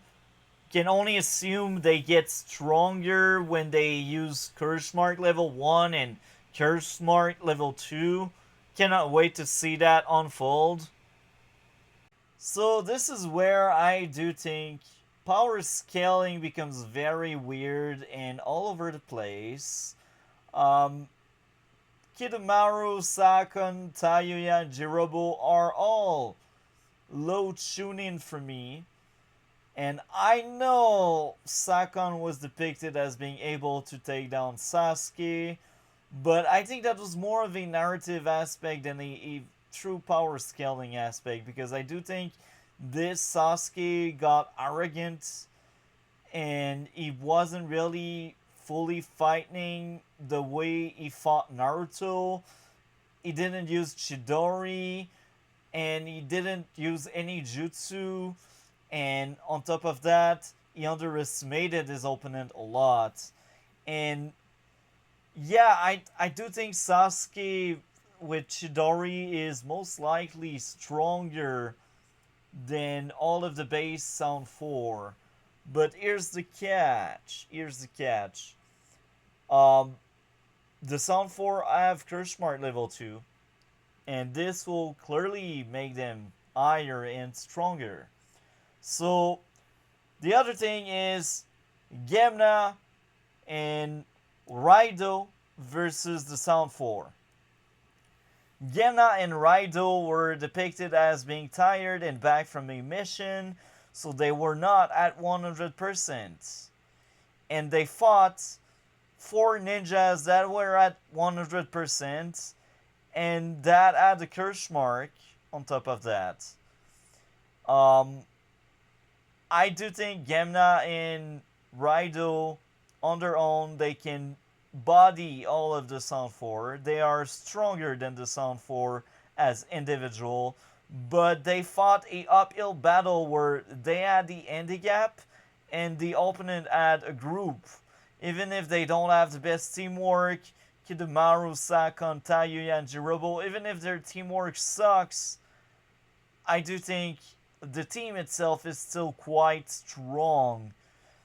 So I placed them underneath because, again, I do think Gemna and Raido are able to take on any of these Sound 4. And I also think any of these Sound 4 can take on Enko and Ayate with ease. So yeah, another way to say that Gemna is classy and strong is Toothpick basically took down a kunai. A stick of wood versus metal. That's amazing. So yeah, power scaling is weird and messy, but that's how I picture it so far with this retrieval arc. I am done watching and reading again the fight between two fat characters, Jirobo and Choji. And guess what? We get a better picture of both of these two characters' power level, and it's hilarious how weird power scaling gets there. It's really weird, because when you really look into what the characters are telling you and what the story tells you, it's messy. So Choji is 100 times stronger with the red pill, but he was cannon fodder, so that's weird. It's really hard to gauge exactly red pill Choji. I still think he's weaker than Itachi because the showcase we had didn't show us the potential to beat Itachi or any Kage level characters. So yeah, red pill Choji is the peak of that battle. So The first level, the first stage is base Jirobo. I do think base Jirobo is on a tuning level after watching their fight because he was able to like drain chakra and he kind of bodied the team, but I'm sure if the team kept going on with the fight, they could have won. And most likely Choji wouldn't be forced into using like the red pill. So because of that, I do think Jirobo is at best on a tuning level when it comes to his power level.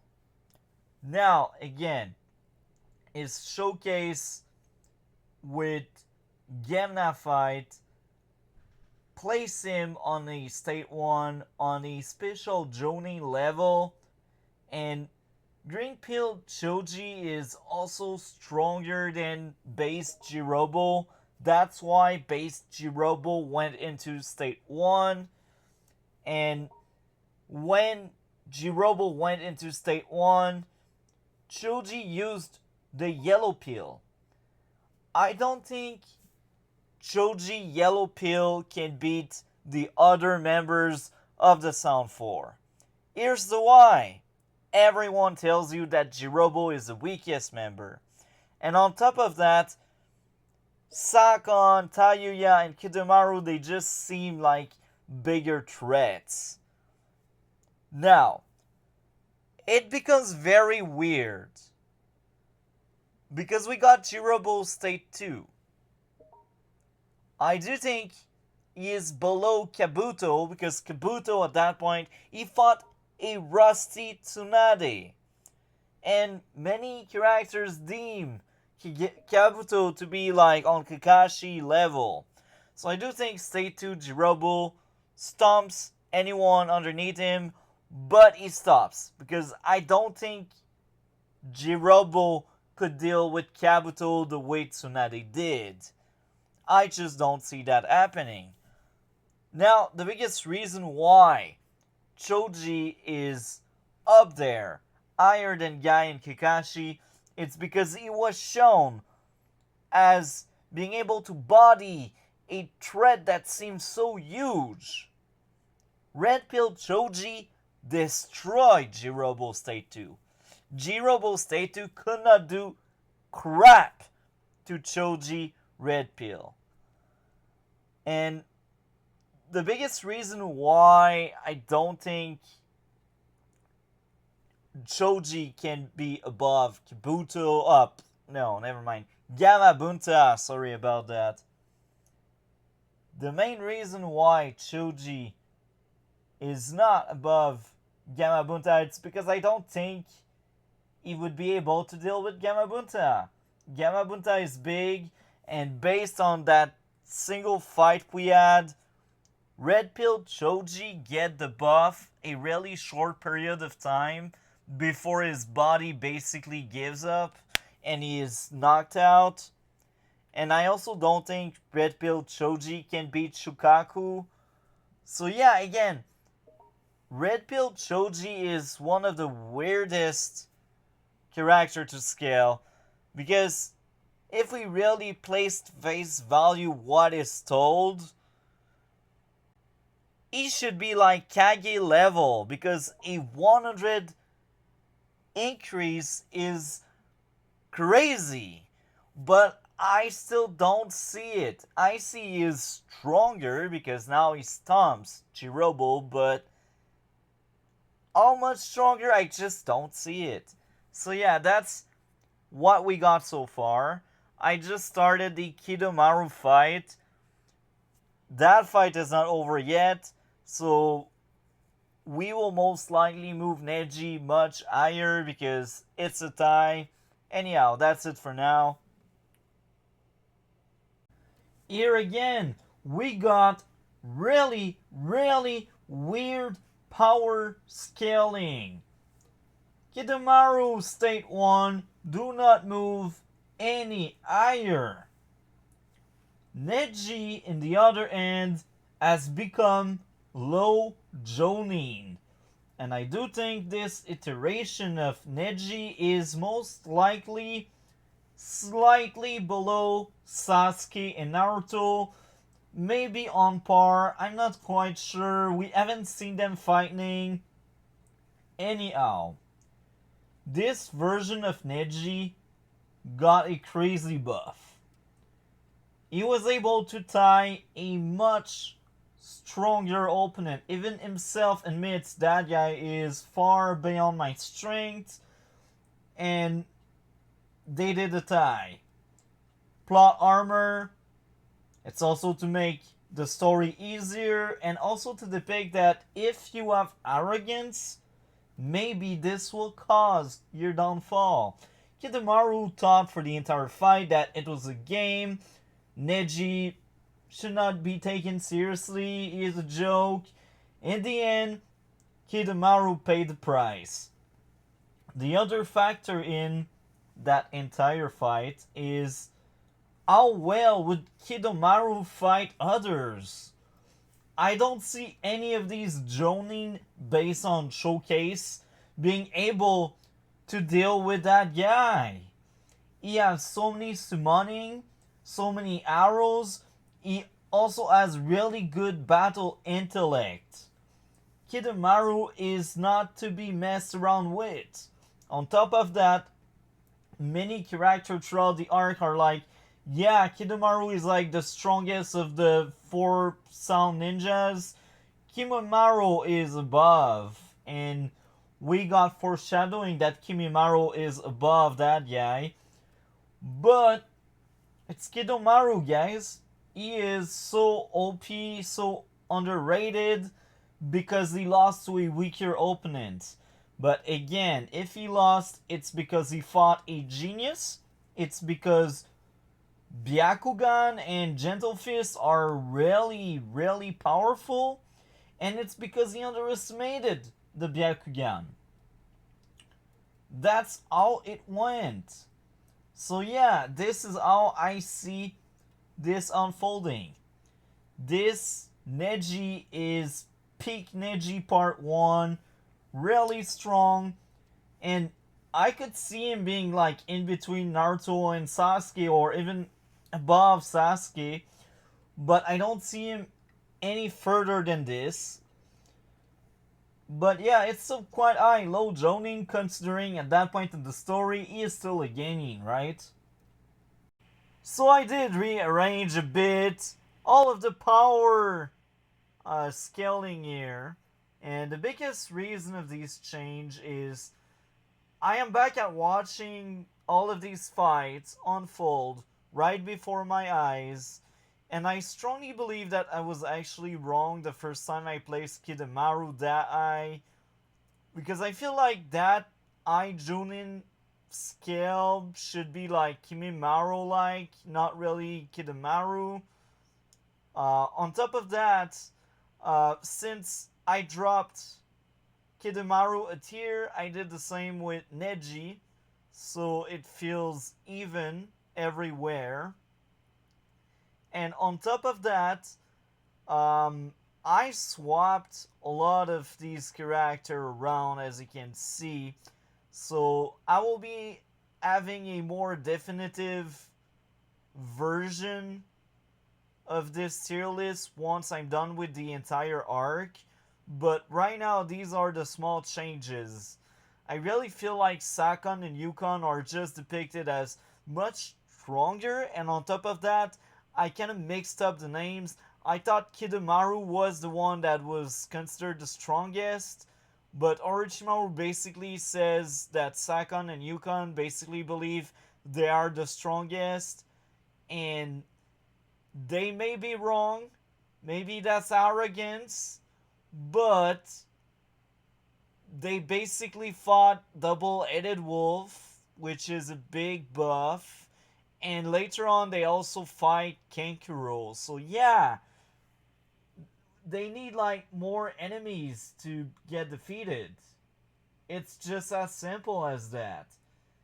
Neji and Kidomaru basically did a tie. And Neji is the genius. So, yeah, it just feels more fair for everyone to place Kidamaru lower than Sakon and Yukon. Now, Kiba retrieval arc also includes double-headed wolf. I do think he's right in the middle of that special Jonin, and yeah, he's clearly better than Sakon and Yukon, but he is not on par with Sakon and Yukon. This is why he's like 2 tier below, because let's be honest, Kiba is getting destroyed, and he will need Kankuro help. And because I did bump up a tier Sakon and Yukon base form, I decided, you know what, State 1 will also get a buff by 1 tier, but said State 1 will be in the bottom of the higher tier. Because I still think Gemna is stronger than State 1, Sakon and Yukon, and the same goes for Aoba. As I am recording this segment of the bigger video, I am done watching Temari, Kankuro, and Gara. Coming back in the mix, in the story, we got a great showcase of a lot of firepower coming from Temari. And guess what? Guess what? Temari destroys Tayuya really badly. She is depicted as really strong. But here's the catch. I don't think she's quite there on that low Jonin level. She still reigned on top of the Enbu tier because she was able to basically destroy a forest. Now you may ask and wonder, but why Tayuya is higher if Tayuya lost to Temari? Well, first of all, consider Tayuya. She did fought 2 Jonin. She did fought Shikamaru. And now she is against a shinobi that has the perfect counter to what she can do. So this is why Tayuya lost.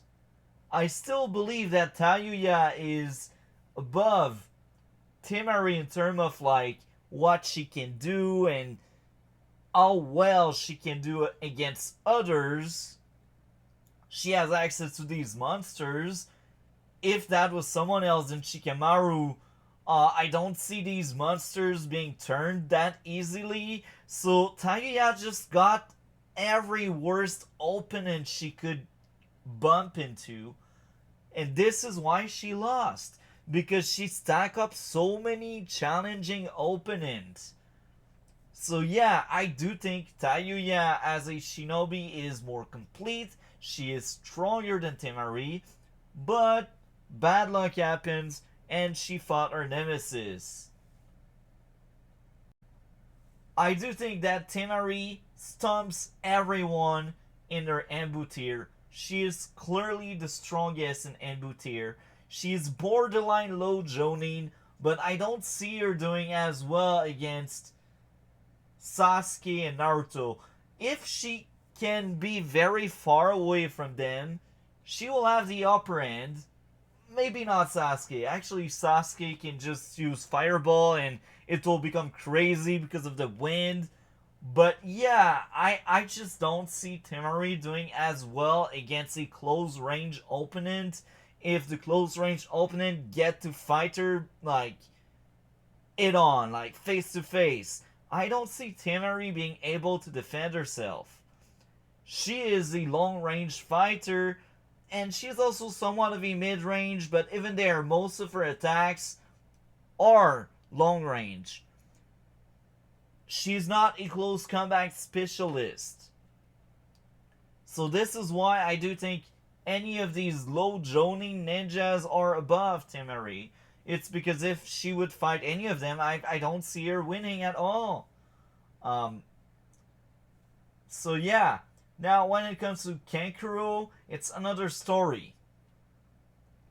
So again, Sakon was arrogant and he fought two Jonin, and then he fought Kiba. And Kiba, do not mess with him. He has the double-headed wolf, which is a really good transformation. So yeah, Sakon and Yukon did underestimate their opponent, and every turn, the scenario, the story got flipped on Sakon and Yukon, and this is why they lost. I do think Sakon and Yukon are stronger than the rest of the Jonin tier, underneath him, of course. He lost because of his arrogance. He lost because he fought so many opponents that are no joke. Let's be honest. It's not because I consider you a special Jonin that you're weak. Look at that. All State 1 are there. Except for Sakon and Yukon. But yeah.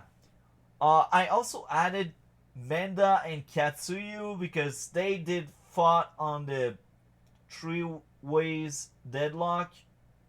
I do think Manda is the strongest summon of the 3, while Katsuyu, her specialty, her strength is not having firepower, it's just healing and helping. She is basically the support character. So yeah, I added them on top of that because I do think any of these 3 summoning are stronger than these state 2 creatures. Not by a lot, but still, it's a thing. So when it comes to Rock Lee, I know he is like 2 tier below Kimimaro, but there's the catch. Drunken Lee was entertaining. He was entertaining. Do not underestimate him. Do not sleep on him. He is no joke. Like, you cannot really predict what he can do. That's why I do think he is above most of the special Jonin tier. It's because that Drunken Lee did showcase the capacity to fight stronger opponents. I know if the fight went on for longer, he would have lost most likely, but yeah, special Jonin for you. Now, I know there's a statement saying that, oh, Rock Lee cannot go all in because he just went back out of surgery, so why is he higher than Rock Lee from the tuning exam? And just like underneath low tuning, we all know that. Even if he got injured, Rock Lee kept training. So I do think even if he cannot go all in at that point, because recovery, I do think he is above than what he was on the tuning exam. He is probably underneath weightlessly, but he's still no joke. I still see him being able to take on any low tuning outside of his weightless counterpart. He also got the power creep buff because each arc in Shonen, except if you're Bleach and you do like the Fullbring arc, but outside of that, usually in Shonen, there's always power creep, so you just buff your people. So that's the other factor why Rock Lee by default will be higher than what he was in the past. That's also a way to make sure that now they can take on bigger threats. And this is why Kiba went from like trash to like really good. Power creep, power buff, and double-headed wolf. So many reasons. I don't see Anko or Ayati being able to take on double-headed wolf. I just don't see it. They don't seem strong enough. So yeah. Next up, of course, it's going to be Kimimaro and Gaara of the retrieval arc once I'm done watching again the fight. Here I am, done reading and watching again the Kimimaro versus Gaara fight. After we have seen Temari, show of power, destroying an entire forest, we get to see Gaara, destruction.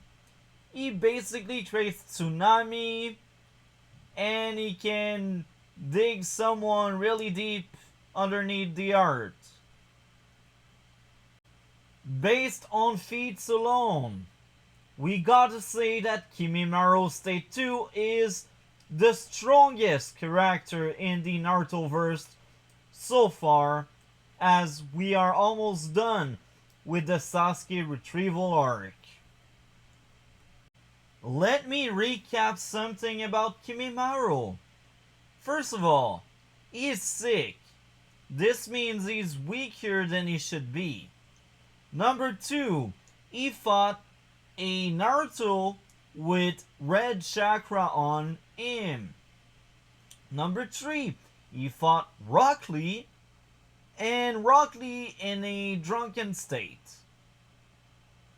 And then, after all of these fights and his illness and stuff, he goes up against Gaara. Any normal shinobi that wasn't a freak like Kimimaro would have died maybe 4 times against Gaara, or even against like Drunk Lee.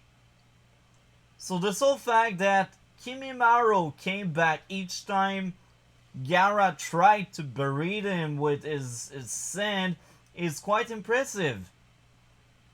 What really stops Kimimaro from being Kage level is his illness. He's ill, let's be honest. He's sick. He's still one of the strongest out there, but his illness is the reason he lost. And now let's go back to Gaara. The biggest reason why Gaara doesn't go higher than where he is right now, it's because he doesn't have that much chakra, or the other idea is most of his jutsu, they eat up a lot of his chakra. So either he has a very small pool of chakra, or every technique he uses and summon drain him. I still think Gaara would destroy every State 2 ninjas, even Red Pill Choji, because I don't think Red Pill Choji is fast enough to break Gaara defense. Now, he has the raw strength for sure, but can Red Pill Choji survive a Sand Tsunami? Can Red Pill Choji can survive a freaking Sand Coffin? I don't think so. And if Kimimaro State 1 was stronger than Gaara, why did Kimimaro went into State 2? So this is why I do think Gaara is one of the top picks in the Jonin tier. I would actually swap him with like Kitsuyu. Because let's be honest, Kitsuyu's strength is not like her strength, it's her healing prowess. She can heal people. So yeah, the biggest reason why I place Gamabunta and Manda above Gaara would be they seem bigger, they seem to have more chakra, and it's just hard to believe that a normal human could compete with these summoning. Now, I know Gaara is not normal, he's the host of Chukaku, but you get where I'm getting at, right? Itachi can simply place them under Genjutsu, and the Kage fighters, they are like the top of that tier. Like, Kages are like the cream of the cream. This is why I do think they are stronger than Shukaku, Manda, and Gamabunta, but Gaara is not quite there yet. Gaara was very impressive when he fought Kimimaro, and he also protected Rock Lee when he could. So yeah, very good fight, and Kimimaro you are at the right place despite your illness. So I am done reading and watching again the last fight Naruto and Sasuke had in part 1 by the very end. This was very fun. I enjoyed it the first time, I enjoyed it every other time, and this time around as well. And now we are here doing some power scaling. This is getting weird. So Sasuke Final Volley at the start of their fight is at the bottom of the Jonin tier because I do think he is stronger than base Kimimaro. He is stronger than anyone else in the low Jonin tier. And this goes to Naruto KN0, I believe. That's how they called it. So this was basically before Naruto kinda died. That was right after Sasuke got his third Tomoe on his Sharingan. So yeah, that was something. So this Naruto is stronger than the base Sasuke in that volley, but the 3 Tomoe Sasuke is above this Naruto.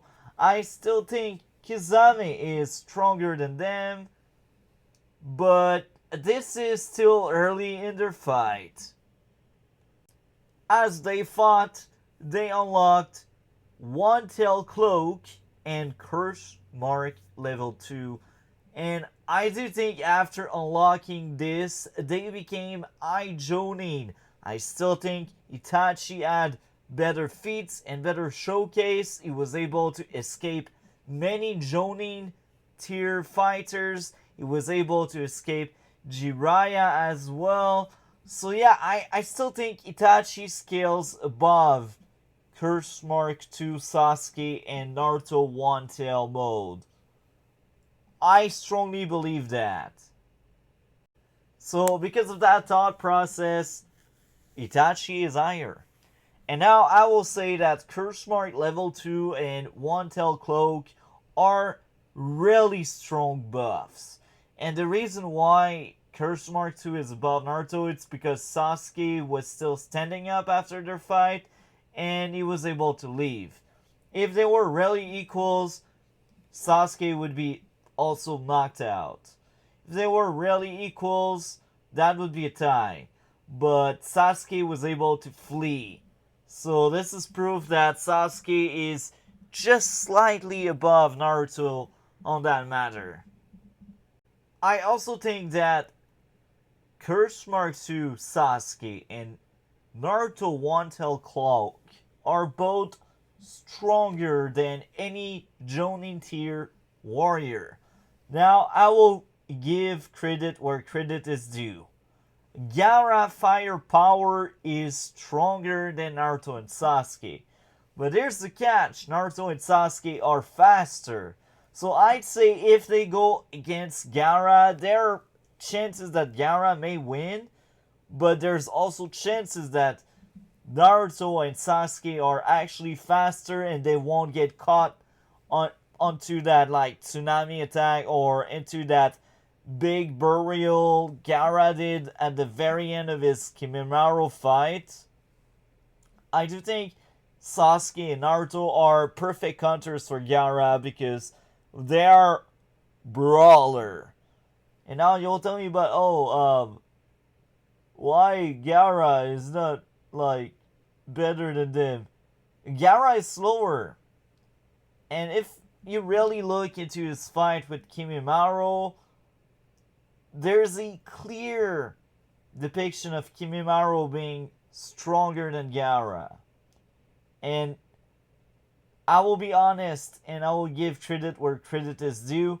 Even if I think that both Sasuke and Naruto are above Gaara, I don't think they would do as well and as good against Kimimaro. So this is where power scaling is really weird. They don't have the big, powerful, flashy technique that Gaara has that he used against Kimimaro. So I don't think Sasuke and Naruto can put out a good fight against Kimimaru.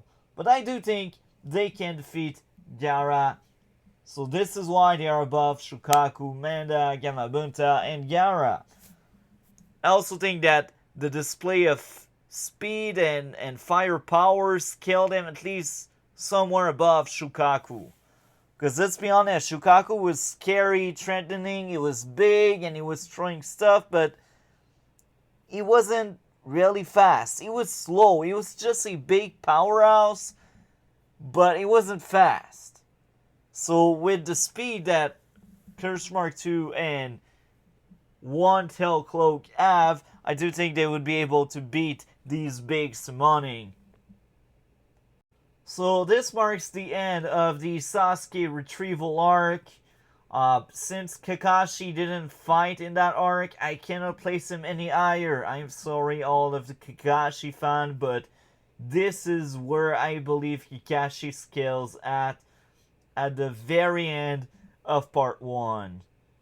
This is where I think everyone should sit at. Hi there, this is future me talking to you past me as I was in the editing room after collecting all of the footage for this power scaling video. I realized I was with a 5 hour long video. Well, actually longer than this because I didn't finish placing all of the pieces.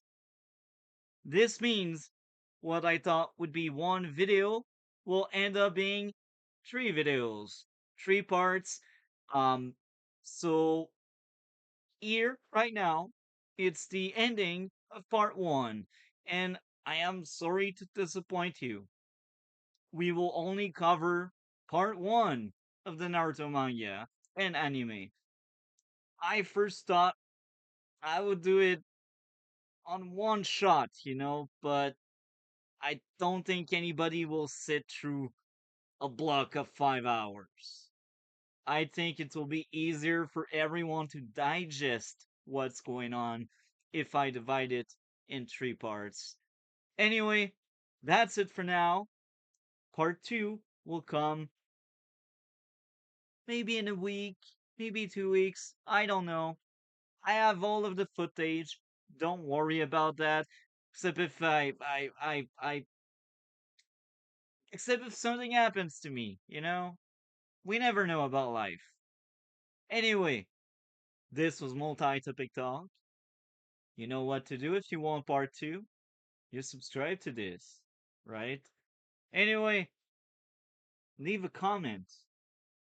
And don't forget, like and dislike. Anything matter. Anything will tell me that someone has seen it. Anyway, have a great one and take care.